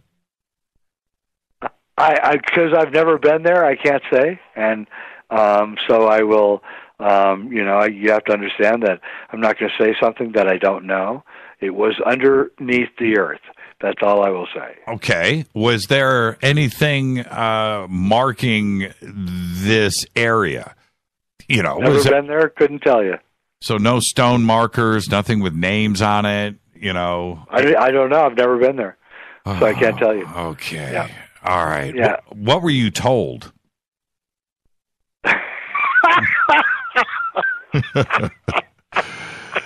That is funny. Well, hopefully one day, Jimmy, you and I in public will be able to talk about what I've been told. Do you feel comfortable about what you were told? I do. I feel very comfortable. It fits in with what I have in my own researches has found in my own investigations, and what I've been told by, like I think I told you on Coast, I will go a little way here, and if you tune into Gaia over the next few months, or actually just few weeks, many insiders are being interviewed about interactions with possible creatures like we're discussing here tonight.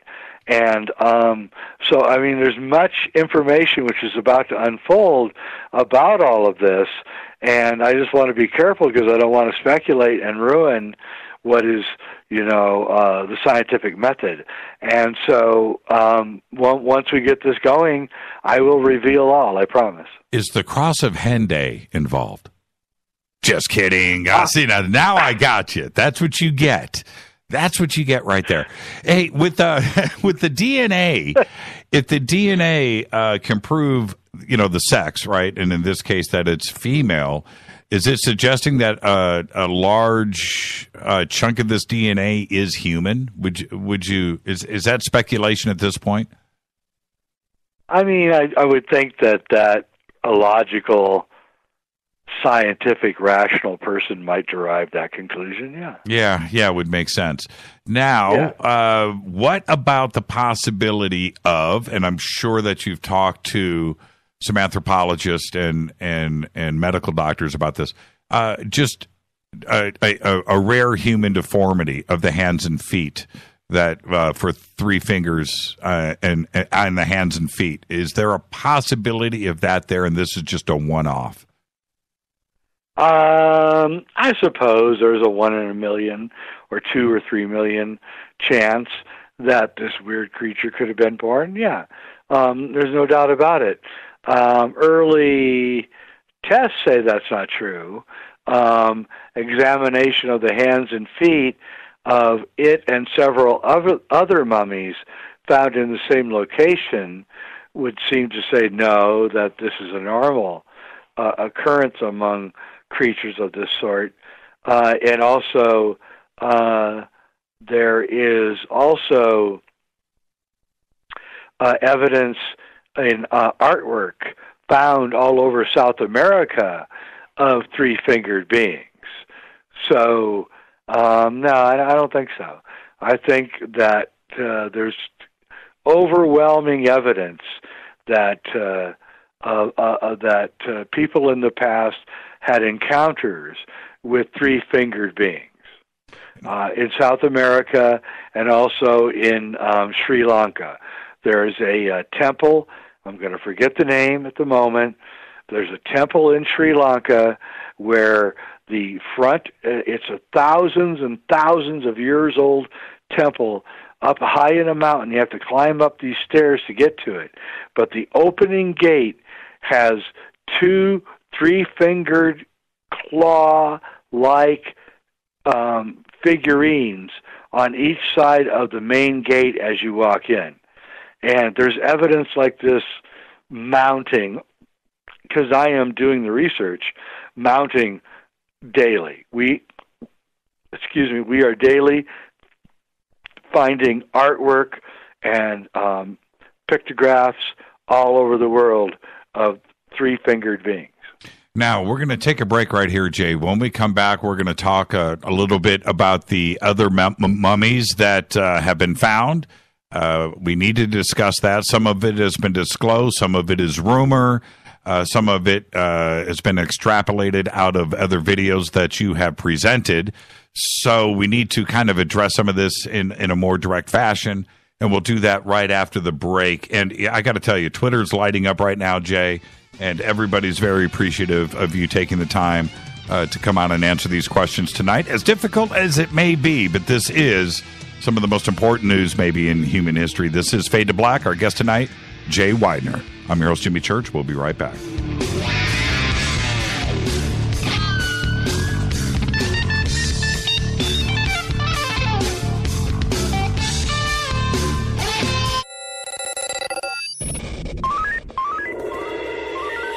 Way out here, we listen to Jimmy Church. You're listening to Fade to Black. Always on the edge of the hottest alternative talk. Jimmy Church with Fade to Black. KGRARadio.com. ¿Qué tal, mis amigos? Yo soy Mario Carson, el tiburón, y los invito para que escuchen a mi buen amigo Jimmy Church Radio. ¡Claro que sí! Hello, Fadernauts. This is Jimmy Church, and I'm introducing New Pharma, a company whose products are based on science. Human function based on the endocannabinoid system, or ECS. New Pharma firmly believes in this science, and their research indicates that support of the ECS provides the beneficial effects for a healthy lifestyle. New Pharma's science includes relief capsules for pain relief, sleep capsules, which are natural support for occasional sleeplessness. Foundation is support for your ECS, and Fit capsules support your active lifestyle. Just click on the banner at jimmychurchradio.com and use the promo code F2B for a 33% discount on all of their products. Or visit newpharma.com for all of the knowledge on the science. That's GNUpharma.com. Go Beckley Tappy. So I get out of the shower this morning. I'm looking in the mirror, and not to brag, but my beach body is coming back. I'm not fearing shorts and bathing suits this summer. And thanks to nature'syouth.com, I'm here to help you too. The anti-aging experts, Nature's Youth RSF, they've developed an all-natural amino acid supplement that supports my body to naturally increase HGH levels without synthetic hormones. You see, HGH, or human growth hormone, it's produced by the pituitary gland, and it's essential for growth and regeneration of my cells and tissues. Elevated HGH levels can contribute to not only increasing my energy, improving my libido, and reducing my body fat, but overall improving my exercise capacity. Now, just by watching what I eat, doing a little exercise, and taking my daily dose of Nature's Youth RSF, I'm in a swimsuit, and I'm happy to be there. My beach body is back. I want you to get yours. Join me today and look better and less with help from Nature's Youth. It's easy. Go to nature'syouth.com. That's nature'syouth.com. And bring on the sunshine. You listen to us, and we listen to you. And so does the CIA. KGRAradio.com. Hi, folks. CBD is the home run hitter for health right now. Why, you ask? Because of what it does for the body. Unfortunately, I can't tell you all about the benefit. There's reasons. Do your due diligence and log on to ancientlifeoil.com. That's ancientlifeoil.com. Ancient Life Oil uses organic ingredients and is blended in coconut oil for some of the best benefits. Legal in 50 states and non-psychoactive. Log on to ancientlifeoil.com. That's ancientlifeoil.com. You are listening to Fade to Black with Jimmy Church on the Game Changer Network. Oi, oi, I'm Reese Evans. You're listening to Jimmy Church. This is Revolution. The revolution will not be televised. The revolution is on radio. Ciao.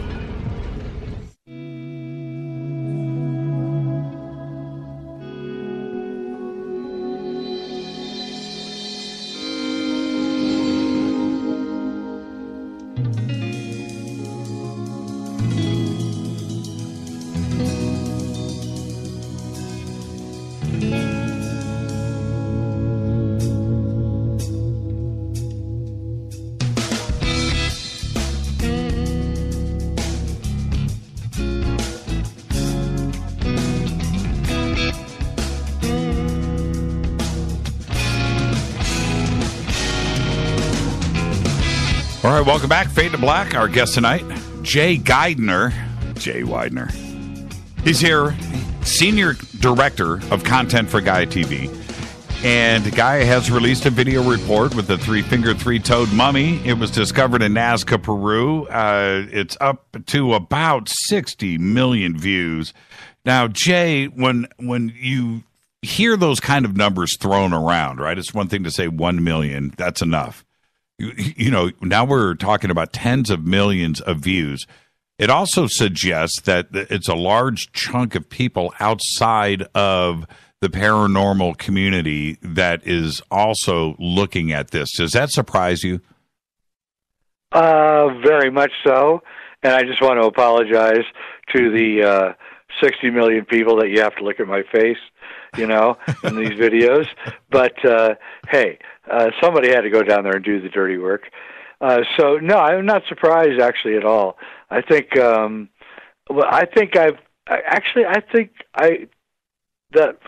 since this started, that I knew this was going to be huge.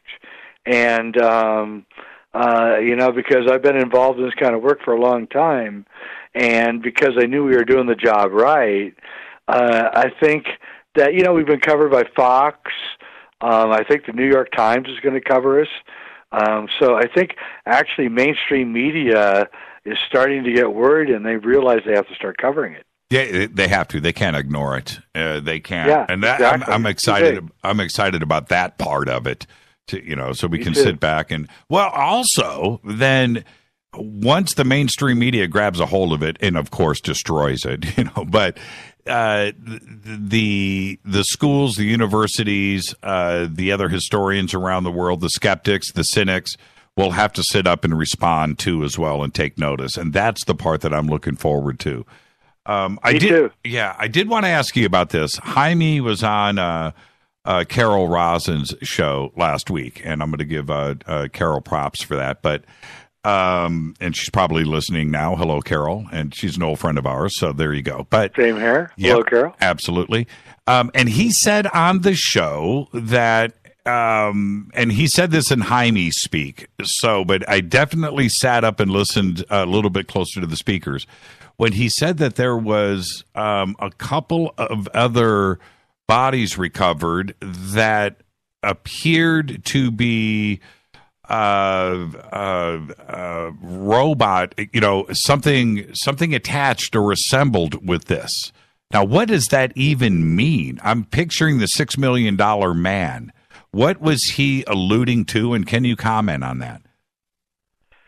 Well, the only thing I can think of is that he's talking about, and I may be wrong, is that one of the smaller bodies that we saw at Terry Jamin's place in Cusco did have this odd, maybe it's metallic, some kind of device on her chest. And it may have been decorative, it may have been ritualistic. Some people say that maybe she broke her rib cage somehow, and it was designed to be like a brace to put her rib cage back together. Mm-hmm. We don't know, but definitely it shows that they know how to work things, and that it's a culture, and it's a culture that understands either decorative fashion or medical. If it's medical, then that's even more amazing, because that means they understand how to repair bones. So, there's this very strange apparatus attached to the female smaller body mummy's chest. And there are two other smaller bodies there, and I want you to expand on this a little bit, that also have 3 fingers and 3 toes, correct? Yes. But are they less humanoid? Man, you know what? That's the right question. That's the right question. No, they are. The question is, you're right. You're on the right track. The question is, okay, so our forensic biologist from Mexico and our medical doctor from Russia both agreed that the little creature that we saw in Cusco was not the same as the bigger creature that we saw in Nazca, and that the difference not only in height but in some bodily formations. Now, they both had 3 toes, 3 fingers, that kind of thing, and they looked the same, kind of, but not quite the same in height. But the figure that we saw and X-rayed in Cusco, it did not have the split forearm that the creature in Nazca had. And that's very, very important, because only mammals, only humanoids have the split forearm. Right. It allows us to be very ambidextrous with our wrist, so we can, play guitar and build houses and Golden Gate Bridge or whatever. But the smaller creature, did not have that, and so that would indicate that it is not a mammal. It is probably, animals that have no split forearm are usually reptiles. So, I'm not saying it's a reptile. We don't know. We haven't done tissue samples on it. But, when we do, hopefully we'll find out the truth. The suggestion with that would be, are we talking about a biped now, or are we talking about something that maybe walked on all 4s? And when I look at the Nazca mummy, the arms are really, really long, and the feet and hands nearly match. Is there a possibility that the Nazca mummy maybe walked on all 4s? Do you see where I'm going with this? That's what my eyes are telling me. Well, it would seem to me that it could do both. Right. It could go on all 4s and it could walk upright. The same with the creatures found in Cusco. Not found in Cusco, that we saw in Cusco. You have to be careful with my language here. They were all found in the same place. But the creatures that we saw in Cusco were definitely upright. But, yeah, they could go on all 4s. I'll tell you, the Maria, the creature we saw in Nazca, I can imagine how that critter could crawl around on cliffs and on trees and things. Yes. I mean, this thing, you know, it could probably travel 30 or 40 miles an hour on a cliff because it's gripping. It has so many knuckles, and its gripping ability, I don't know. It's amazing to me. And I would love to see it play piano or guitar. I mean, its stretch across the octaves has to just be amazing. It could, I was going to crack a bad joke about working in a factory and assembling little cell phones in China. Now, what about the location of all of these mummies? Were they found together, Jay? As far as I know, yes. In the same tomb that we were talking about earlier. I don't know if it's a tomb. It's underground. Okay. All right. So they were all found. Were they found at the same time as they made the discovery? Obviously, we're talking about the same location, but were they found at the same time? I wasn't there. I can't tell you. Okay. I wasn't part of the discovery team. So I've heard great stories about the discovery, and one day I hope to relate them to you because they're amazing, hair-raising stories that deserve to be told, and I think they will be told, probably sooner than later. But right now I can't tell them.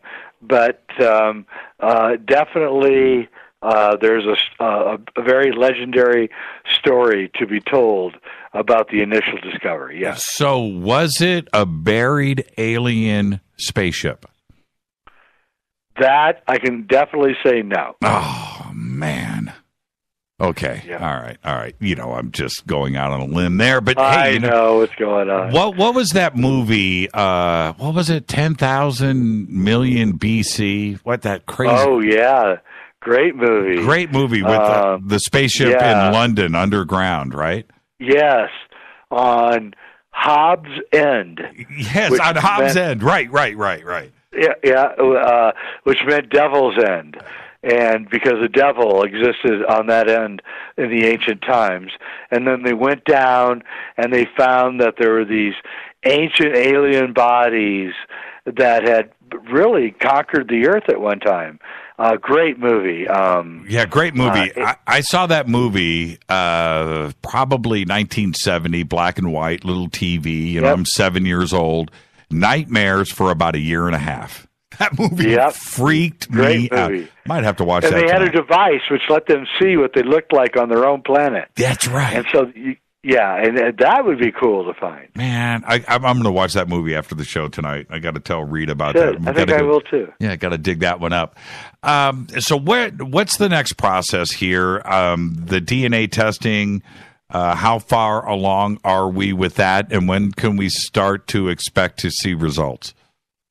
Well, I got to be honest with you. DNA testing is the longest process of all the things that we're doing. I would hope that we'd have something, say, 3 to 6 months from now, but it may be longer. Like I say, recombining DNA is a very difficult job, and we want to do it right. We're also going to do mitochondrial DNA.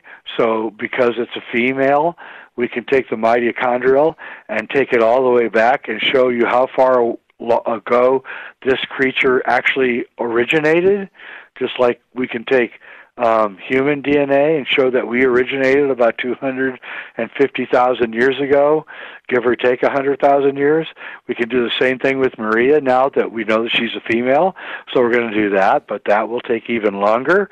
But again, just think about how lucky we are to be able to live through a time period where, you know, these things are going to unfold in front of our eyes, and all you have to do is like go to Gaia or Coast or Jimmy Church and find out all this stuff. And I mean, wow, what a great world this is. Somebody just posted, Native Alien just posted in Twitter. Great question here, or statement. On one X-ray, the one finger looks like it has calluses, like it might have been used as a thumb. I noticed that same thing, Jay. What do you think about that? Are there 3 thumbs here? Right. Yeah, you know, this is the thing. I don't want to speculate, but I did notice that same thing as a guitar player. I don't have calluses on my thumbs, but I got them on my first 3 fingers, and I'm sure that when I die and they x-ray me, and the CAT scan me, they're going to see, oh, this guy did something with his fingers, and that's what I did. And yeah, it does look like that. And I would suggest that with those knuckles, that this thing may be able, and I'm speculating, may be able to articulate those fingers into positions that you and I can't even imagine. That's right. In other words, they could all be, they may be able, and we'll find this out, by the way, through testing of those knuckles, and we will do that, whether they could move those things at right angles and backwards and forwards. If that is true, and some insiders have told me that that is true, if that is true, then these critters had 4 highly articulated hands. Right. There's no difference between the hands and feet in this case. Yeah, and if we then take the leap and say that they can articulate those toes and fingers in ways that we can't even imagine with our own hands, then we've got a critter that could be highly technical. Somebody just wanted me to ask you, could the white powder be monatomic gold?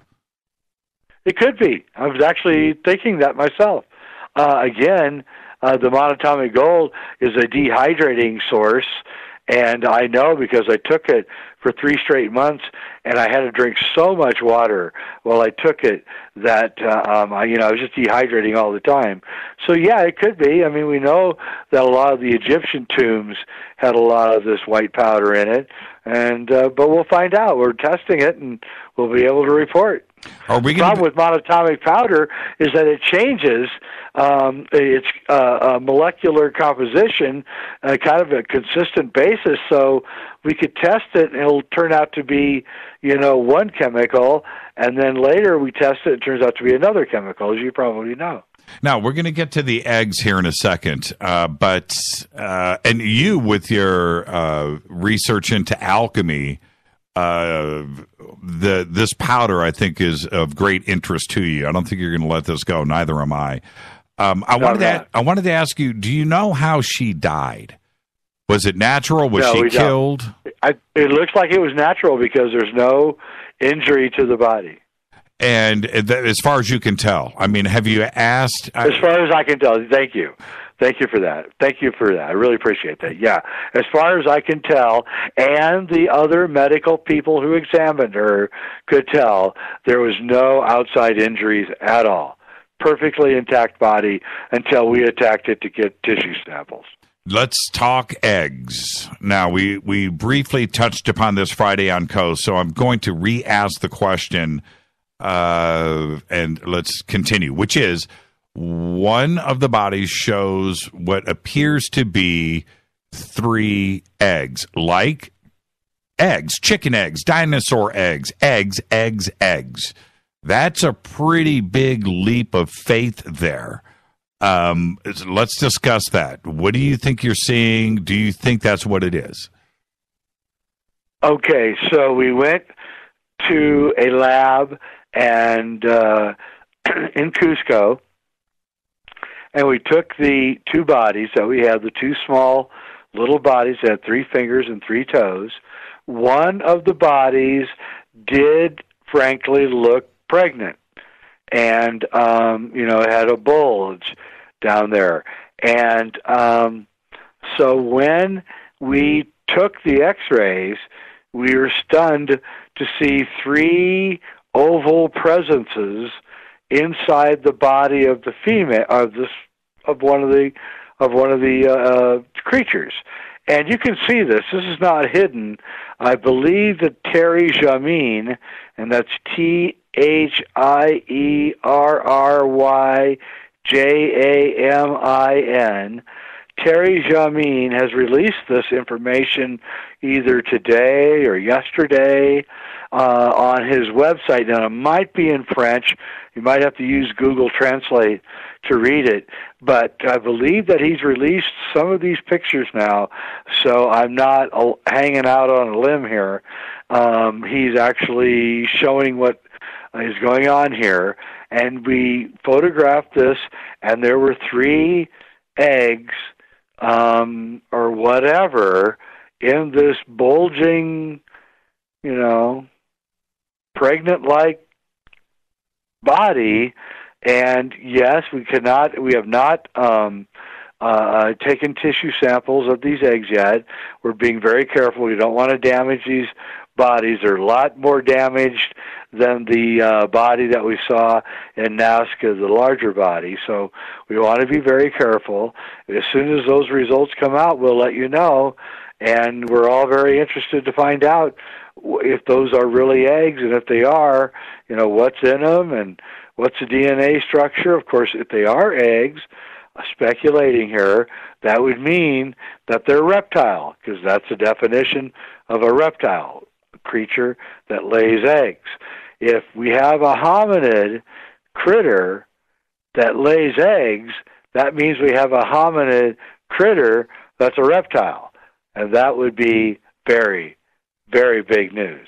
But again, we don't know this, and we're only at the edge of the perception of where we're going with all of this. Now, I like the way you say critter, but do you think that these critters are young adults, that they are not adults?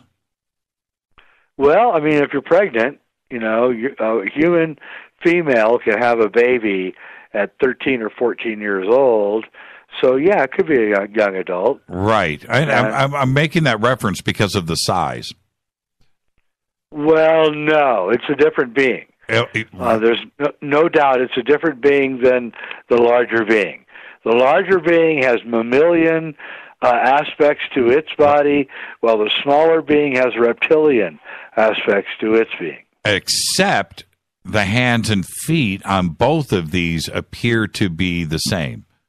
Yes, they do. Now, how do we explain that? Now, I'm not speculating here. Let's not speculate. How would you explain that? I'm tripping. I can't. I really can't, except that there was some kind of bifurcation of species, and one was a mammal and one was a reptilian. And we don't even know if the one that we found, Maria, is a mammal. We only know that she has a split forearm, which is a mammalian trait, but we don't know. We will find out that there's a reptilian with a split forearm. So we don't know. I mean, some of the people that looked at Maria's skin said that they thought it looked scaly. So I'm backing off at this point.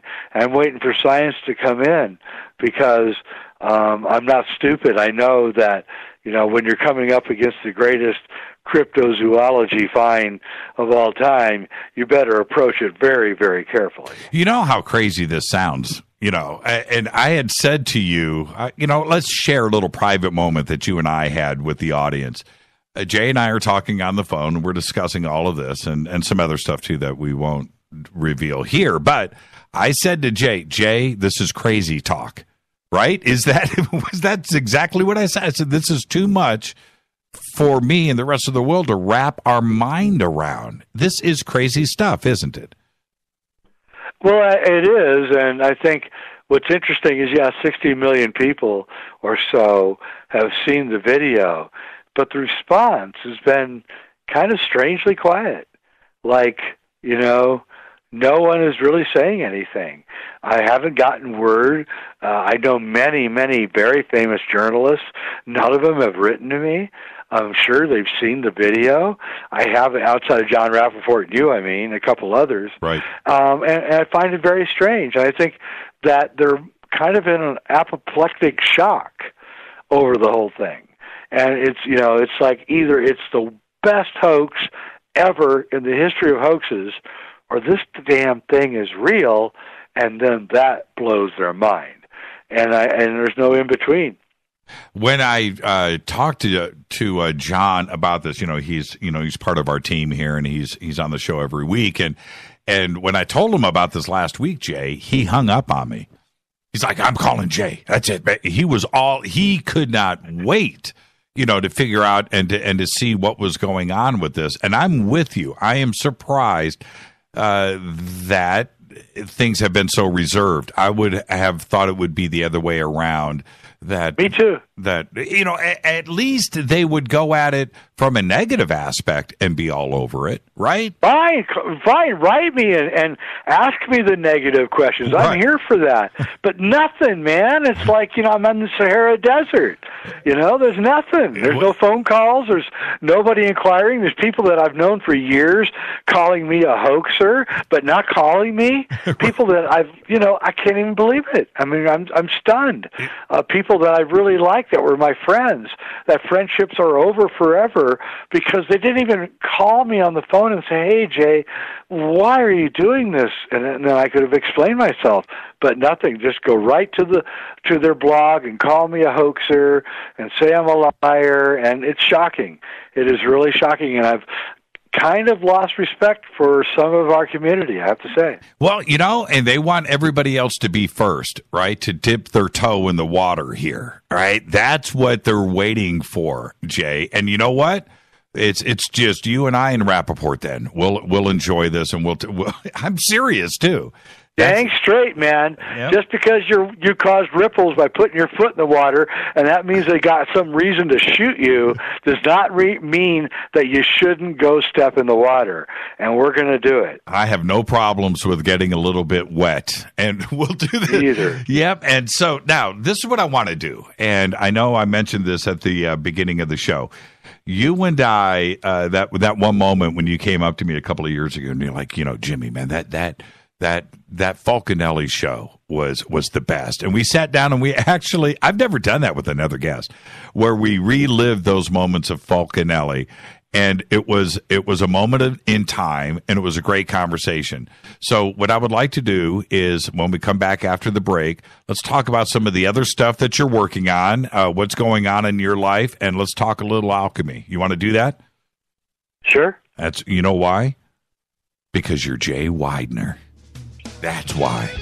Jay, thank you so much. Stay right there. When we come back, Jay, filmmaker, author, researcher. He's out there doing all of that. Let's find out what he's working on next. This is Fade to Black. Hi, everybody. This is Rob Halford, the Metal Guard on JimmyChurchRadio.com. This is KGRA Digital Broadcasting Station. Salt Lake City, Utah. Van Buren, Arkansas. Okay, nurse, let's get this man to the ER stat. Right away, doctor. We see this every day. Heart attack or angina pain due to blocked and clogged arteries. Chelation can remove obstructions or blockages from arteries and help avoid painful and expensive surgery. Now there's Angioprim. It's a liquid oral chelation product that you take with juice. You start to feel the results fast. Angioprim increases blood flow all over the body, and that means more energy and strength to take on the day with less aches and pains. 60 years of research has gone into chelation, and Angioprim is the result. A safe and easy way to unblock your veins and arteries from buildup that slow circulation. Paging Dr. Jones. Please report to the emergency room right away. Log on now for a special radio offer from Angioprim. That's angioprim.com/radio. ANGIOPRIM. Angioprim.com/radio or call 877-882-7221. That's 877-882-7221.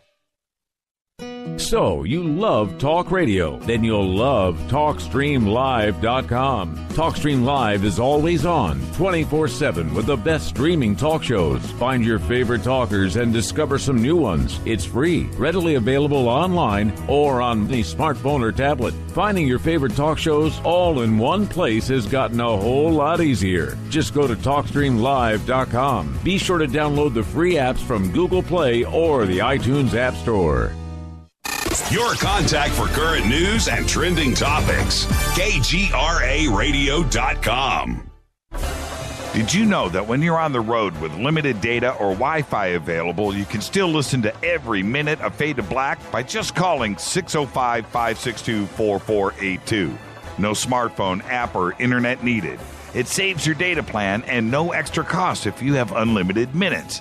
Just call 605-562-4482. You can listen to me, Jimmy Church, on any phone, anytime, anywhere. Go Beckley Teppy.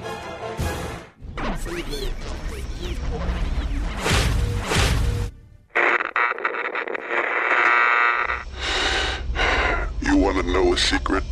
I love ponies. I really love ponies. I'm serious. I couldn't stay sane without ponies to brush. Why fade to black? Because you never got that pony, damn it. This is Fade to Black with Jimmy Church on the Game Changer Radio Network and KGRA, the Global Radio Alliance.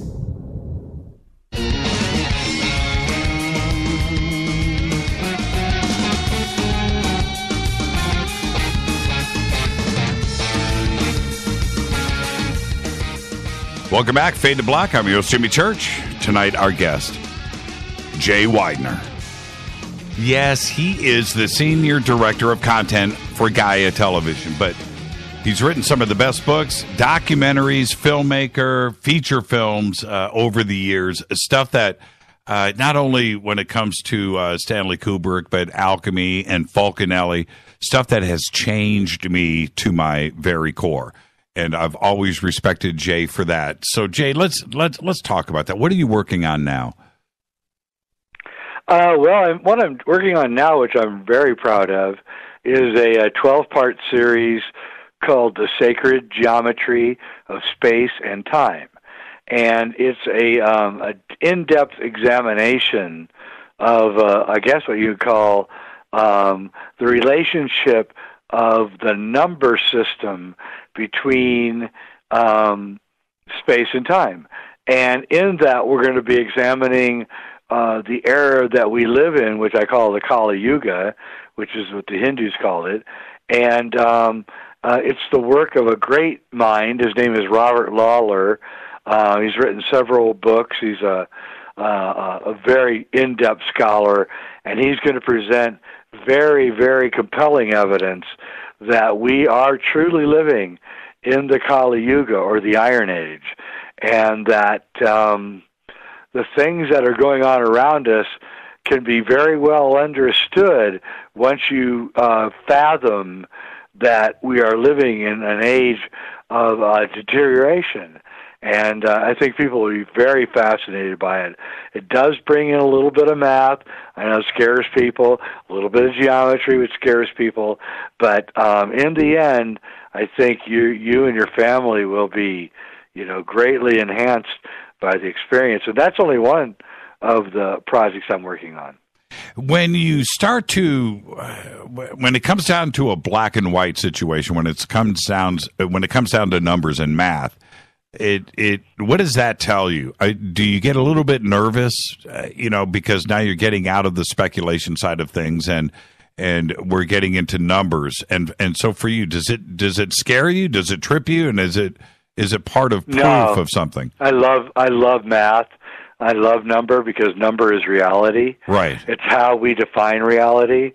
And so I did suffer through the horrible learning system of the American school system, so I know perfectly well the terror that people have because their teachers are so bad at teaching what mathematics really is that everyone hates math when they come out of school, and I totally understand that. But when you watch this series, The Sacred Geometry of Space and Time, you will fall in love with number. If you have a child who's having difficulty with math, I highly recommend you watch this show with them, because they will begin to understand that there is a loveliness in number that describes our reality, and that number and math are difficult, yes, but once you really grok what mathematics and geometry really are, then you realize that they are simplifying agents for reality. They make reality easier to understand. And so I do not, I understand why people are fearful of math and geometry, but I blame that on the school system, not on math and geometry. The life and world as we know it, that reality is not a real one. It's not a true one. Things are not what they seem. And you have written a lot of books on this. And what was the tipping point for you, Jay, when you sat back and went, okay, you know what? We're living a lie, right? The world is not what we are being taught. What was that one thing that did it for you? I think it was probably Fulcanelli and reading his book, Mysteries of the Cathedrals, and realizing that this kind of facsimile world that I was living in was really so fake that it was, pathetic, and that underneath this world was this world of harmonics and symmetry and beautiful, musical kind of proportion that I really realized that the world that I was being presented in my school and in my education was an ugly world. It was a world of just base ugliness, and that the world that I was being presented to in these other kind of intellectual processes was a world of great beauty, of sacred geometry, of the harmony of nature, and that actually the school seemed to me to be going out of their way to paint an ugly picture of the world. And when I look at the results of modern schooling, when I look at the Antifa protesters and these masked, crazed people that are doing amazingly bad things, I see that this is the world. When you teach someone that the world is ugly, they view the world as being ugly. If one thing pops, one thing, whether it is quantum mechanics, parallel worlds, time, life after death, ghost, lost history, the Apollo moon hoax, right? If one ET, right? If one thing pops, does everything fall like dominoes? Does everything that had a big question mark on it get answered? Do we just need that one little thing to break? Absolutely right. That, I think, is the golden thread that I've been pursuing. I hoped that it would be the Henday Cross, that would be the thread that got pulled, that unraveled the whole thing. Right. That I thought it would be Kubrick faking the moon landings, that would be that thing that unfolded, and now I hope it's this thing, this Peru mummy. And I'll probably be disappointed, like I was on the first two, but somehow this one has traction the other two did not have, and I think that this might be the greatest chance for us to unravel reality. The other world that's walking out there right now with us is the world of alchemy and alchemist, and that relationship that they have with each other. It's an exclusive club. It's one that we don't see. It's almost like a parallel world, right? They are among us. Do they care that culture? Do they even care that we exist? We're another reality. You know what I mean? They are doing their own thing, and it's a mysterious organization that is there, and it's been there since the beginning of time. Do they care about us normal status quo humans? I hope they do, but I suspect they don't. I don't think that they don't care for us because they're heartless people. I think that they don't care for us because they can't figure out why we're so clueless. Now, I do think that they care about some of us, and they've set up apparatuses and tests to find gifted humans that could come through and that they would then gather up and bring into their secret societies.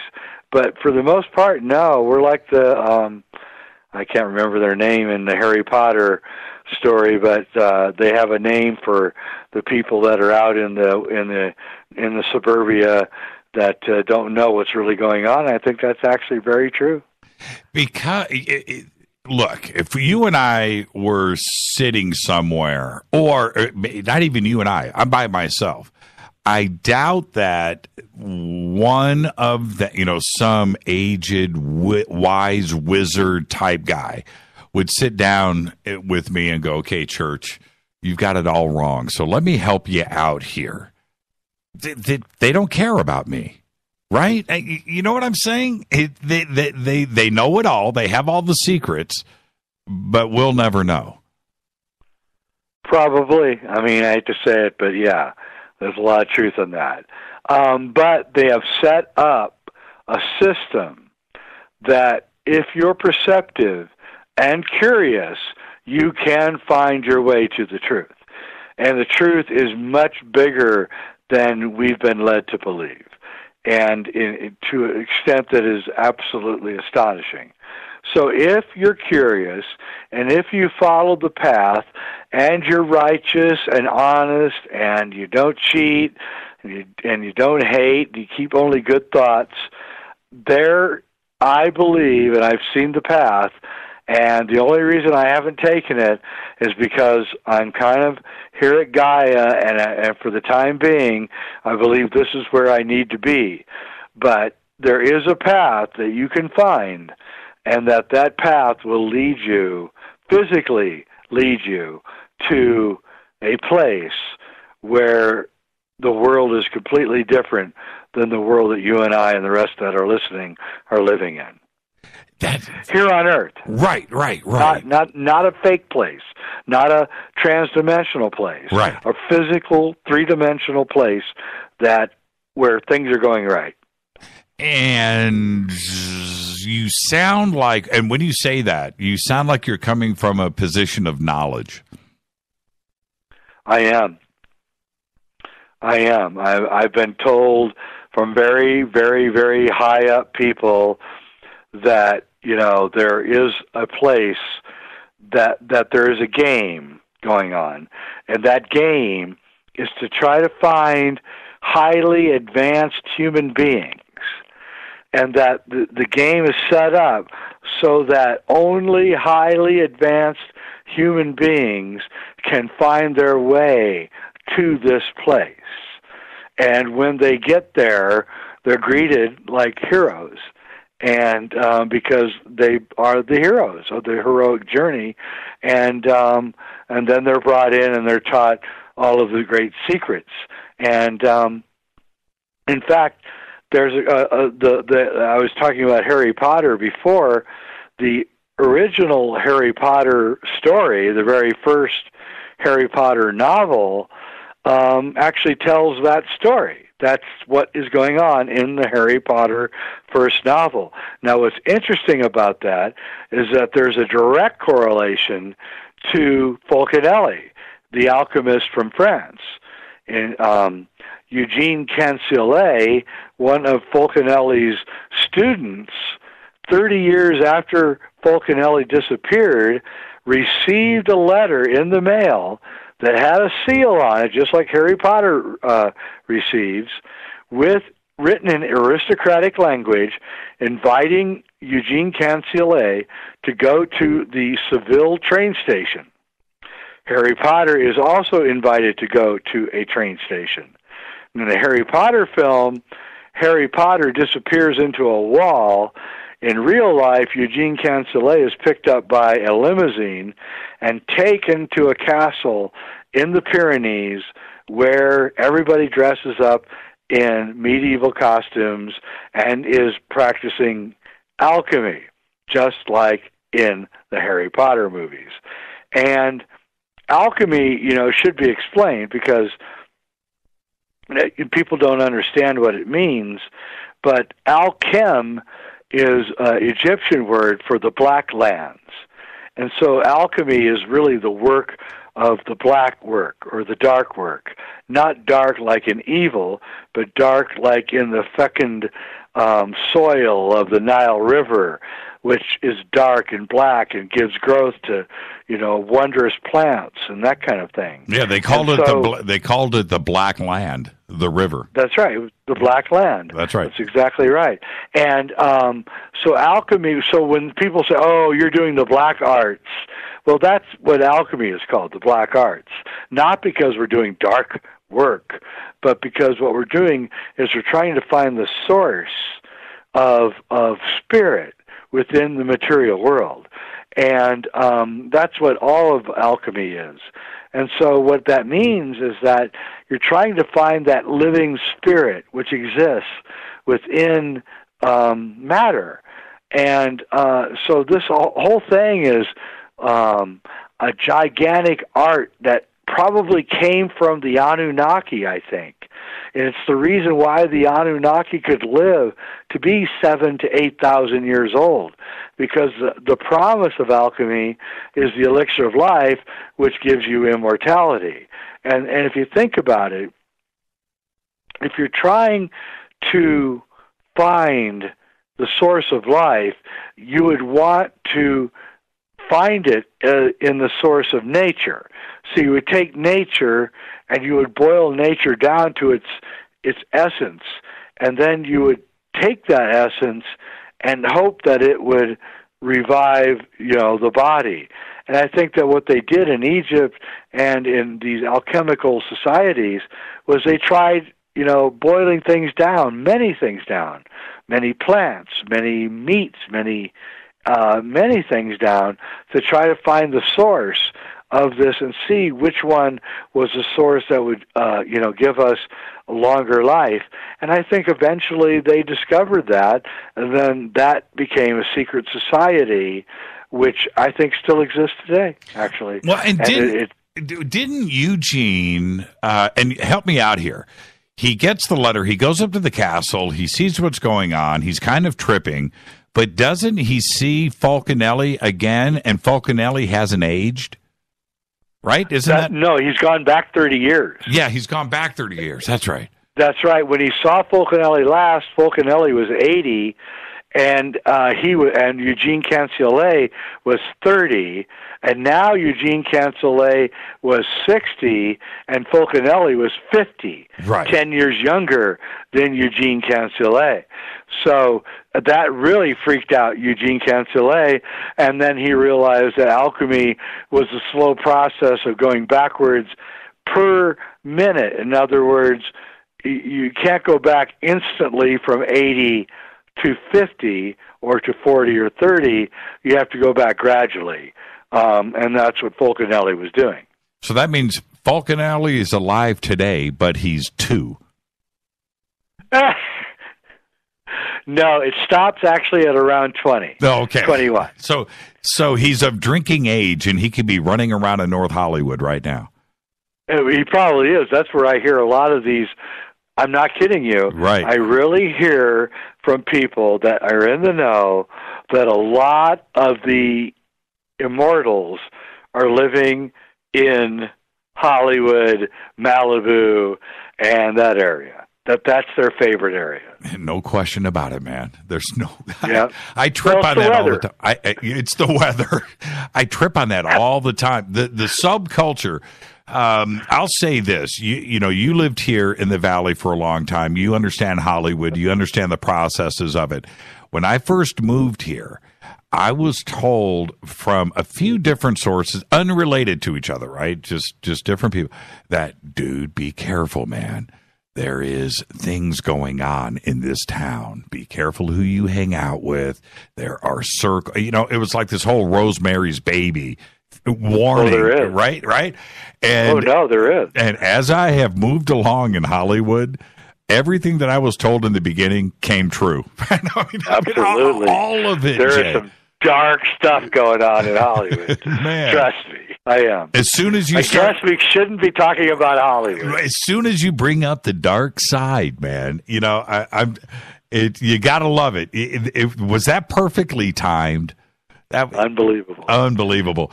Yeah, and so when we talk about this other, when we're talking about alchemy and alchemist and the grandmasters, and I loosely use the word wizards, but that's what I'm referring to here. Is it possible that right now you could be literally at a supermarket and walk by somebody that is 500 years old?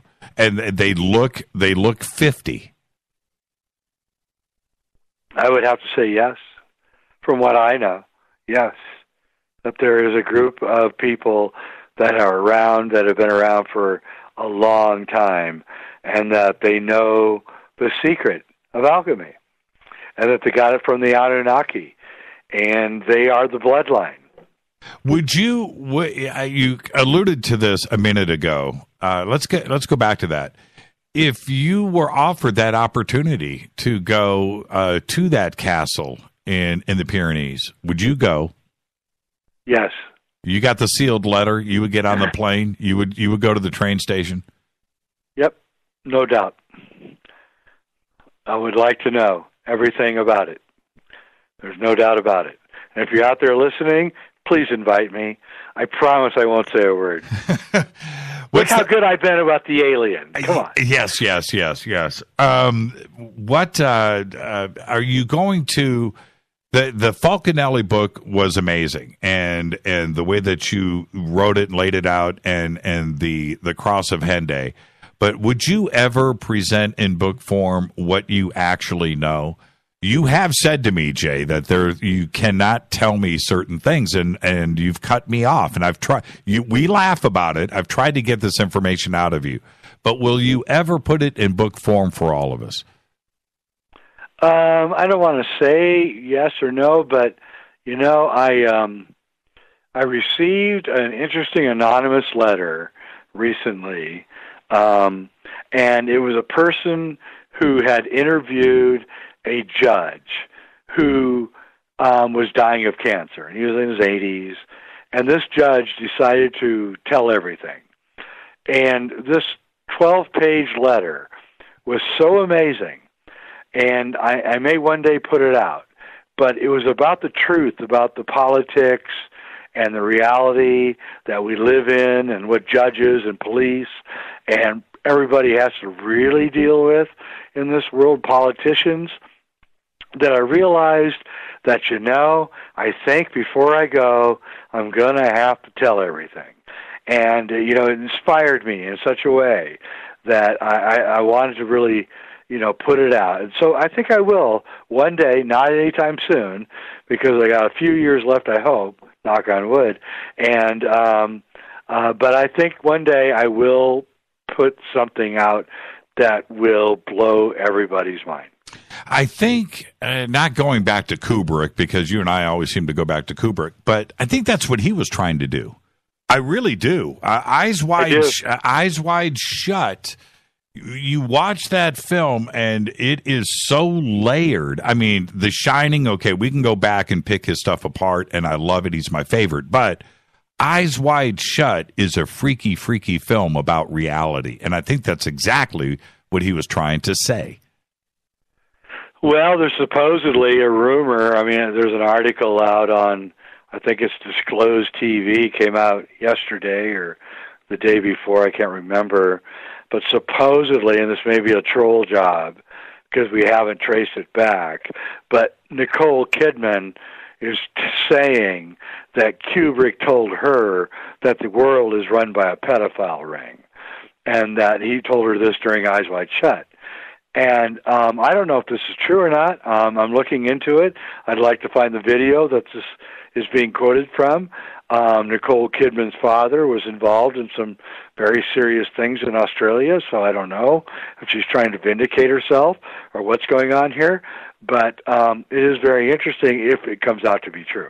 All right. Hey, Jay, thank you. Where can everybody sign up at Gaia, and what is the timetable for the rolling out of the rest of the Nazca series? It will come out as it comes out. We have two updates up there right now. If you go to Gaia.com/Weidner, Weidner, I get credit, and that helps me in my life. I appreciate any help I can get. And just stay tuned, because it's going to get wilder and wilder. When is part 3 coming out? Very soon, maybe this week. Okay, this week. Jay, thank you so much. Any books? Anything else that you want to? sacredmysteries.com. What's new there? Not much. I'm too busy at Gaia. I used to love that website, man. I used to go there all the time. But Sacred Mysteries, and you also have jayweidner.com. All of the links are up at jimmychurchradio.com. Jay, thank you so much, and we'll be talking throughout the rest of this week. You're great, man. You're the best. Thank you so much, Jay. All right. Wow, he hung up on me. He didn't even say bye. He just hung up. Jay Weidner, everybody. Now, the data's coming out.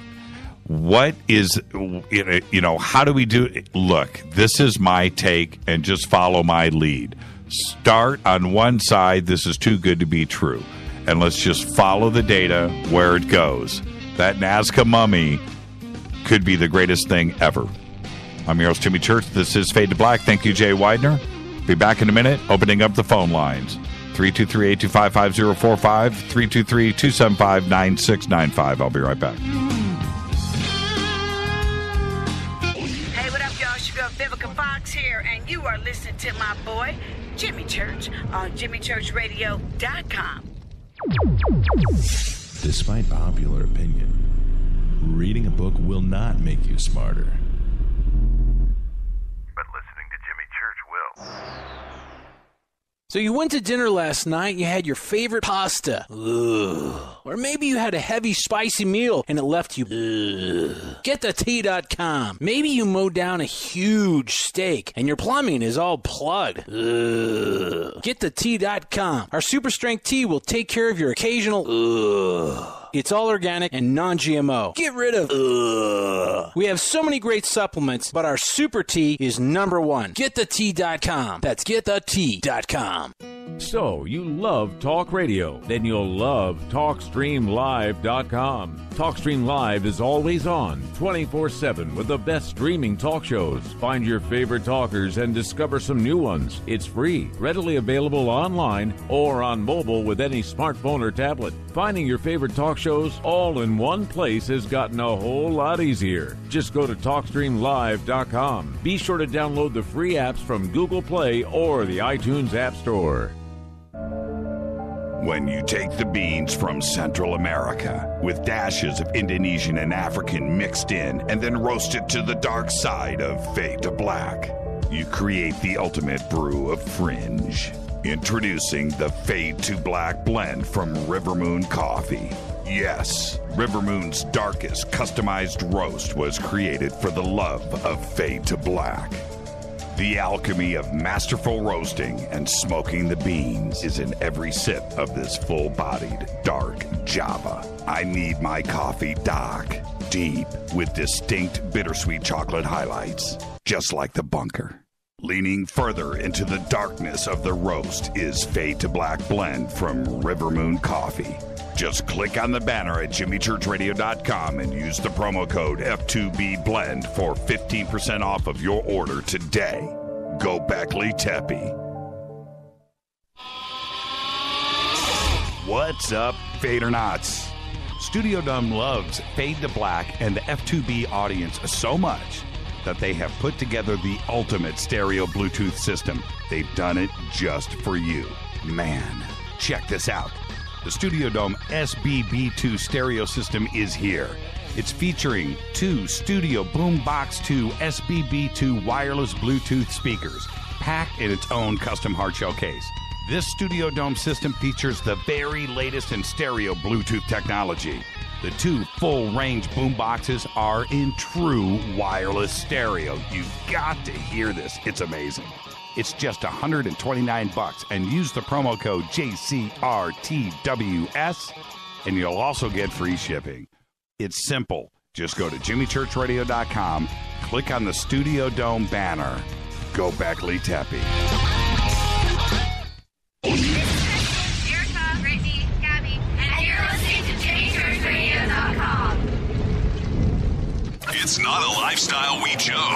We were born this way. KGRARadio.com.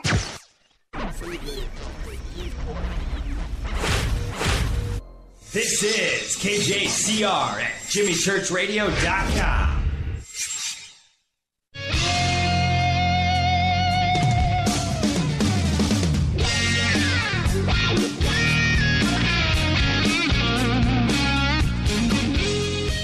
All right, welcome back. Fade to Black. Thank you, Jay Weidner. Great conversation. Jay's the best. Seriously cool guy. Go over to Gaia/Weidner. There you go. Links are over at JimmyChurchRadio.com. This Nazca mummy situation, I want to absolutely solidify and clarify my position in case anybody has wondered. It's very simple. It's too good to be true, and I love it. I love it. Anybody that posts or says, it's fake, it's not fake. It's a mummy. It's a real skeleton covered with organs, covered in skin. What this white powder is, I have no idea. The fact that it is in this sitting position, for me, I've always tripped on that. I understand the traditions in Peru when burying the dead. I do get that. I do understand it. The part for me that is fascinating is the way that the fingers are curled around. I mean, when does rigor mortis set in, right, with the body? And if this body is deceased and it's dead and it's being buried, I would think that the fingers wouldn't be curved and that. It feels like this body, to me, sat down and died. Like it just curled its arms around itself and curled its fingers and sat down and just died. That's me. That's just my observation. But I do believe that the mummy is real. I want it to be an unmolested, untouched, nothing with the skin. I just want it to be exactly what it needs to be at this point. And so with all of the testing and all of the CAT scans and the data, certainly the dating and the DNA stuff, I can't wait for that to come in. But as it stands right now, I think that it appears to be what it is, which is a skeleton, a mummy of an actual living being that is 1,800 years old. When we take it to the next step, which is the big one, which is 3 fingers, 3 toes, multiple knuckles, joints, the way that the wrists, the hands, the way that they are, the way that they have been formed, and the feet are fascinating to me. They look the same. Jay brought up the same observations that I have, which are that the hands and feet look like they're almost the same. Not the same, identical, but the same. Our toes and our fingers on our bodies are not the same.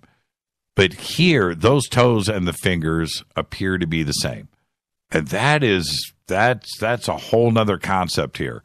When you let your imagination wander, like Jay, climbing around on a cliff face or through a tree or whatever, that the hands and feet here could be used for the same things. Now imagine if you're a guitar player, and that's a great reference from Jay, which is if you're a guitar player with those fingers, imagine what you could do. Well, you know what? If you're that creature, you could play 2 guitars at the same time, right? Play 2 pianos at the same time with those fingers. Imagine that with that dexterity, what you could actually do. So that's my position here. We need to just let this play out. For those of you out there that are looking at this video and immediately jumping to this is alien, this is fantastic, this is great, let's not go there. But on the same extreme, on the other side, that this is a hoax and this is fake, we can't extrapolate those kind of conclusions at this point. We just cannot. We need to let this play out. I think it's going to be fascinating and a fun ride for us over the next year or so. He is saying that they have to reconstruct the DNA. So let's visit that. He said they have to reconstruct the DNA, and we're expecting results between 3 and 6 months. Okay, all right. I can imagine that's a very complex process and testing to get those results out and to have a confident result from that. They are testing the DNA at 5 separate laboratories right now, 5. And we'll get those results. Between 3 and 6 months out, we have to wait. In the meantime, the rest of the data that they have, certainly the carbon dating and retesting the tissue samples, not only DNA, but what is the tissue and what is the makeup. All of that will be coming in, and we'll look at those results. The next thing, I want to know what this white powder is. And I'm serious about the tasting. Did anybody taste it? What does it smell like? What is this white powder? The monatomic gold aspect of it, wouldn't that be fascinating if that's what they were doing 1,800 years ago? That's pretty cool. Is it just a salt-based powder? Possible. I would think that is highly likely. There is another comment that was made in the video. I think it's in part 2 about the smell of herbs when they liquefied. I think that's what they said. Don't quote me here, but I think they added it to water or whatever.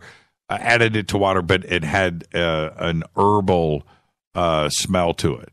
That was part of the mummification process, and that there's a possibility now that it was the same sort of herbal compound that the Egyptians used. Now, I'm not suggesting an Egyptian connection here, but that would be interesting if that played out. But also, the process of mummification and determining what herbs would be combined to get the mummification process perfect and to perfect it, that the same determinations would have resulted in multiple different cultures. It's just the way that it goes. Square windows are all over the world. That's just a part of our process. Square stairs. It's just part of the learning and knowledge and technology as we move along.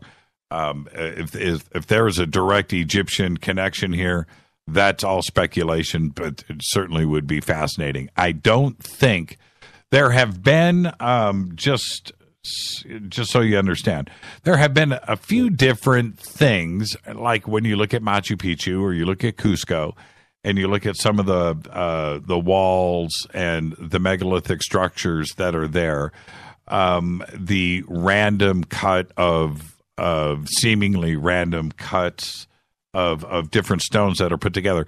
There is a similar process also that can be found throughout Egypt too as well. Now, I don't know if the Incas or if South American cultures knew anything about Egypt and what they were doing 3,000 years ago, right? Machu Picchu being built, first millennia. So I don't know, AD. That would be surprising if the Incas had any knowledge of what the Egyptians were doing there. But there is a very similar design. Now, does that come out of necessity, right? Were these random rocks and megaliths, were they cut because they didn't want to waste rocks, right? So they just cut with what was coming out of the quarry, and they made everything fit in these walls. I don't think so. And you have to go back to Egypt and look at the same thing that was going on there, where they have these random cuts in the walls with these rocks. Why would they do it that way? I don't know. But the same development through 2 separate cultures happened in a very parallel sense, offset by 1,000 or 2,000 or 3,000 years for sure, but the same processes were done. And that's a fascinating way to look at things. So when you look at the mummification process, is that also possible? That they were trying to figure out the best way to preserve these bodies, and that ultimately the same processes were developed through 2 different cultures thousands of miles and thousands of years apart, but they came to the same conclusions. Very fascinating aspect of this when it comes to the mummification process. Now, no linens were involved here, I don't think. The bodies weren't wrapped. Also, over in Egypt, you have to remember, and I talked about this on the show, I think on Thursday, that in Egypt, because of the environment that they were in, they had to remove the organs. They were removed, cleaned, preserved, and then put back into jars. Okay, the bodies were stuffed and then reassembled. That's how they did it over there. That is not the case here with this mummy. The organs are intact. Now, the other aspect of this that everybody is talking about and asking me about, I do not know, this has to play out, but that is the fact that it appears we have a reptilian species here with eggs, with the 3 fingers, 3 toes, but apparently reptilian. Remember, the single forearm in the single bone in the forearm. But also found is Maria. She's got 2 bones, and she's humanoid, but she's got 3 fingers and 3 toes. The same thing here. Now, this is where things start to get out there and get a little bit funky. We've had the talk about reptilians and reptilian ETs on this planet forever. Okay, that's when I talk, it's been talked about for 2,000 years. So we have that. Has there been some cross breeding, some type of DNA manipulation on both sides? Who is the intelligent creature here? Is it the smaller ones? Were they the ones that were manipulating the human DNA to get to the 3 fingers, 3 toes, like them? Very, very strange questions. Now, again, this is all going off into speculation. And like I was talking to Jay right now about, this is where it's a leap of faith. It's getting too fantastical here. But they were found together and they have similarity, even though they are different. The 2 bones in the forearms with the humanoid, with Maria, is one thing, but her arms are really long. And when you look at the animation, when they have the body stand up in the animation, you can clearly see that the arms and the legs are nearly the same. So is there the possibility of that, right? And then you go and you look at the smaller reptilian bodies that are there. There is that aspect, except there's the single bone in the forearm, but it clearly looks like it's not biped or maybe semi-biped, right? They walked on all 4s when they wanted to, but you have the 3 fingers and 3 toes aspect of it. This is getting too fantastical. Now we have the aspect of these 3 eggs. How is this going to play out?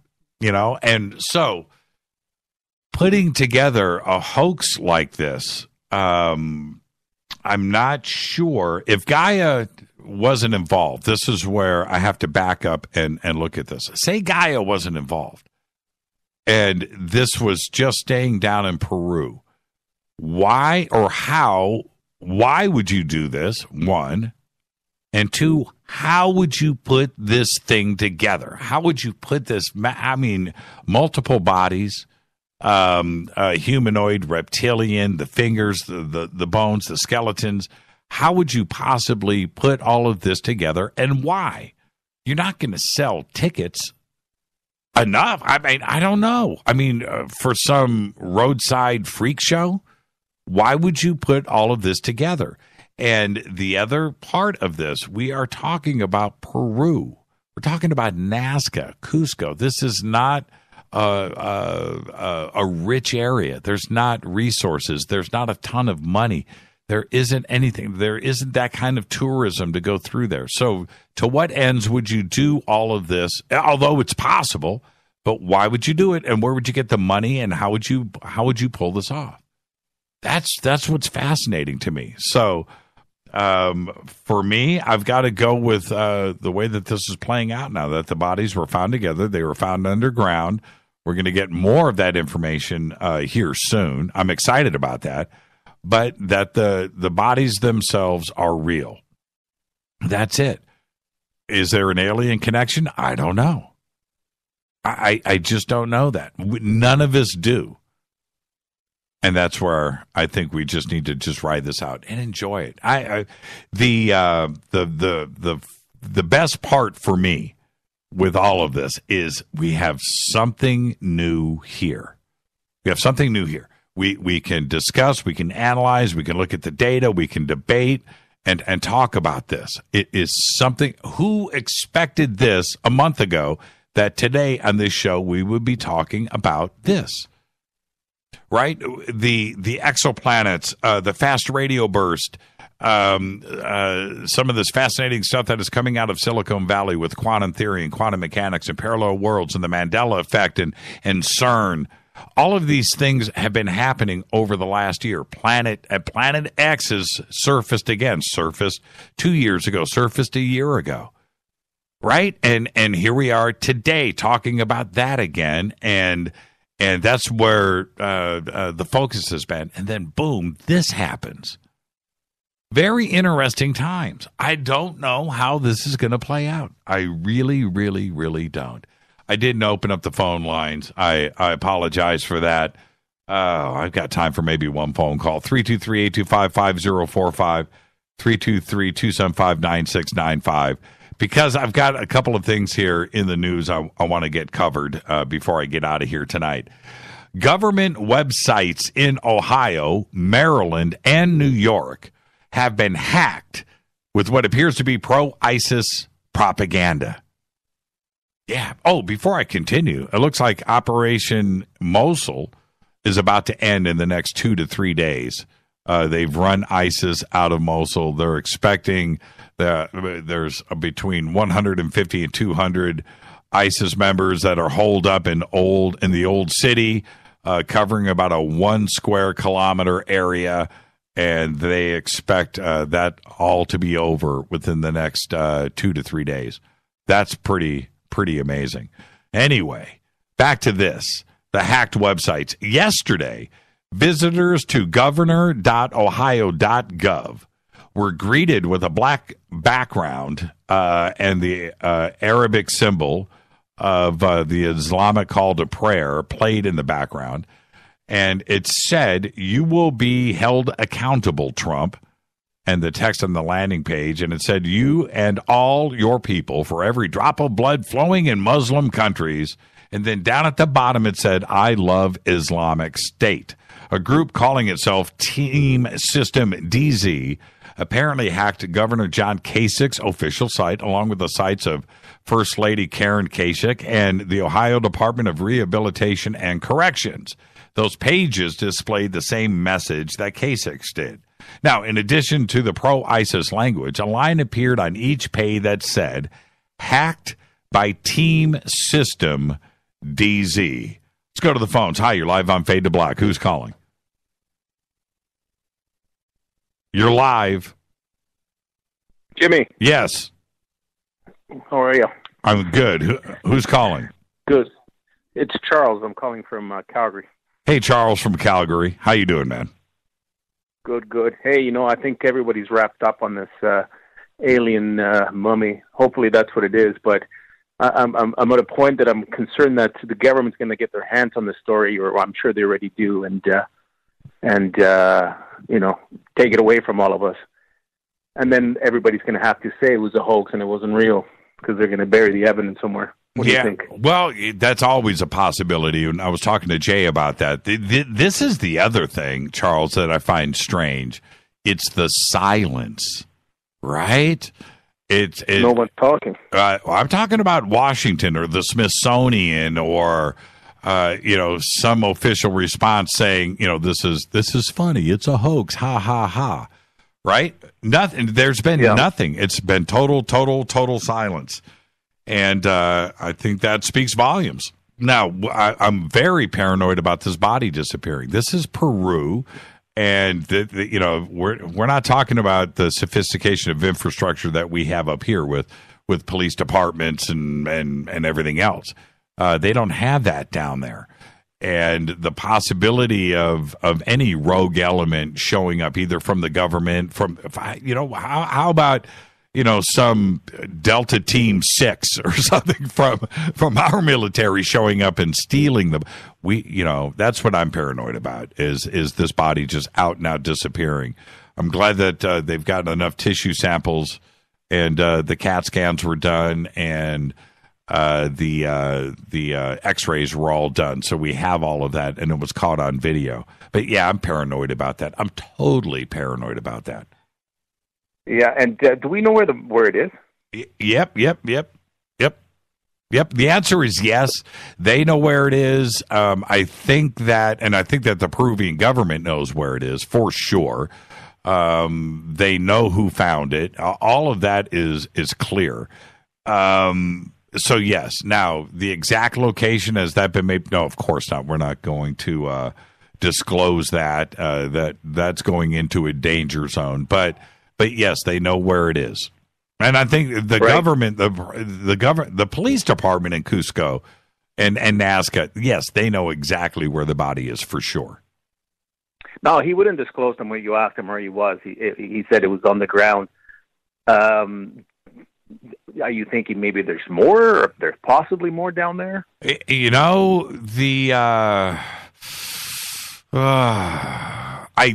reason why. And I tried to get Jay to talk about this, but I think that the reason why that they haven't revealed more details about that is because they don't want people to speculate. They don't want people to create any strange rumors or cause any urban legend to develop out of it. So when they are ready to discuss all of this, also they don't want people going down there and molesting this area too as well. I don't think they want to give too much of that away. But when they are ready to disclose it in such a way that it is easy to digest and understand, and without speculation, then it will be revealed. But of course, they know all of these things. Excellent. It's going to be an exciting few months. I know, right? I'm just loving every minute of it. Charles, thank you for the phone call, my friend, and be safe up there. You know we love the Great White North. Take care, Jimmy. Yeah, thank you, Charles. Great phone call. Let's stay on the phones. Hi, you're live on Fade to Black. Who's calling? Hey, Mr. Church, it's Jason. How's it going, bud? Hey, Jason, how you doing? I'm doing well. Man, great show tonight, Mr. Weidner. That was some fantastic stuff there, buddy. I just wanted to call and thank you for that. That was great. On this mummy, the one thing that pops into my mind that I would love to see is proof of some sort of reptilian hominid, some sort of cross species, some sort of link in evolution that we don't know anything about. If it goes, just something that blows us out of the water. I know. If it goes, if it starts to go into that zone, voofa. If it starts to go there, we need definitive scientific fact and proof, because that's the part that I think for all of us, we're getting into the fantastical. We're getting into crazy talk. Right, that's the zone. It's almost harder to imagine than aliens. Yes, aliens at this point almost seems like a cop out. 100%. If you come up with something that's terrestrial, that is a completely different line of evolution. Right. I mean, that's almost a bigger game changer than we have an extraterrestrial body. I totally agree with you. I totally agree with you. Like I said, that's going into a zone that I don't think we want to get into just yet. Baby steps, right? Because you know what I mean. That's of course, yeah. Oofa, man. That's where I have to draw the line. I do. I have to draw the line. Let's wait till we get to that point, man. Because if we start to go there, with the positive side of things, that getting the rest of the world behind this and understand it and to accept it. Okay, that we're gaining traction there, but if we start going into reptilian crossbreeding, hominid, humanoid, reptilianoid, then we're going to start to lose people. And we can't. Yeah, we can't go there yet. Even for me, man. You know, what was that movie with Louis Gossett Jr.? Remember where he has the baby? They're on the planet. It's with what's his name? They crash. I got to be honest. I don't want to pretend to know. I can't think of the movie. Well, so Louis Gossett Jr. is an alien, right? But he's a reptilian humanoid alien, right? And he learns how to speak English. Well, anyway, they get stuck on this planet. And I can't believe I can't remember the name. I've seen it 100 times. But anyway, he turns out to be pregnant. He's a male, and he has a baby, and he has an egg, and then he has the baby alien, right? Okay. Well, that's where we're going here. So let's slow down. Let's slow down that talk, because that's where the evidence is going right now. I get that. Let's not quite go there just yet. But what if, right? Right. That's the fun of the whole thing. It's my first thought was alien. And I was like, wait a minute. Yeah. What if it's something bigger? But it's all part of the fun of discovery. Absolutely. Which is why this is so amazing right now. Have you seen all the videos? Have you seen them all? No, I have not seen all the videos. The only video I've seen at this point is the original, and I saw a little bit of an update. But this is one of the funny things is really pushing me to join Gaia, which I've been holding off on. But man, I'm just sort of waiting for the big reveals and stuff like this from Mr. Weidner and what I can catch from you guys. So, but I haven't seen all the videos. I saw some screen grabs of something that may have been the UFO with the eggs, but I'm waiting for confirmation because I haven't dug too much this evening on it yet. Yeah, you need to go. Video. Yeah, you may have to go do that Gaia thing, man. Because part 2 is up now and it's pretty cool. So that's pretty much gonna pretty much I have to at this point. I've got it now. All right, Jason. We'll see you tomorrow night on the show. We're going to be doing Anonymous tomorrow night. So there you go, man. We'll see you tomorrow night. Thank you so much, Jason. Fantastic. Thank you, sir. Keep up with the good work. Thank you so much. That's what I'm talking about. Love the Fade or Nots. I got to get out of here. This has been another Fade to Black. And I want to remind everybody, tomorrow night, Greg Hausch is going to be here. We're going to be discussing Anonymous and their new video that was put up talking about NASA, disclosure, and alien contact. So we're going to be doing that tomorrow night. I want to thank Jay Weidner. Great conversation. Fascinating. Fade to Black's executive producer is Rita Kamarian. Show is produced by Hilton J. Paul, Mark D. Kovar, LJ3, Renee Jonas. Thank you, Dennis. Thank you, Bob. Announcers are Steve Harder, Gene Vito, and Mark D. Kovar. Faded by Dale. Webmaster is Drew, the Geek. Intro, Spaceboy, spaceboymusic.com. Music, Doug Aldrich. Fade to Black is produced by KJCR for the Game Changer Network, and syndication is KGRA, The Planet. This broadcast is owned and copyrighted 2017 by Fade to Black and the Game Changer Network. It cannot be rebroadcast, downloaded, copied, or used anywhere in the known universe without written permission from Fade to Black or the Game Changer Network. I'm your host, Jimmy Church. Follow me on Twitter at JChurchRadio. Follow us on Instagram, Fade to Black Radio. Until tomorrow night, everybody be safe. Go Backley Tappy.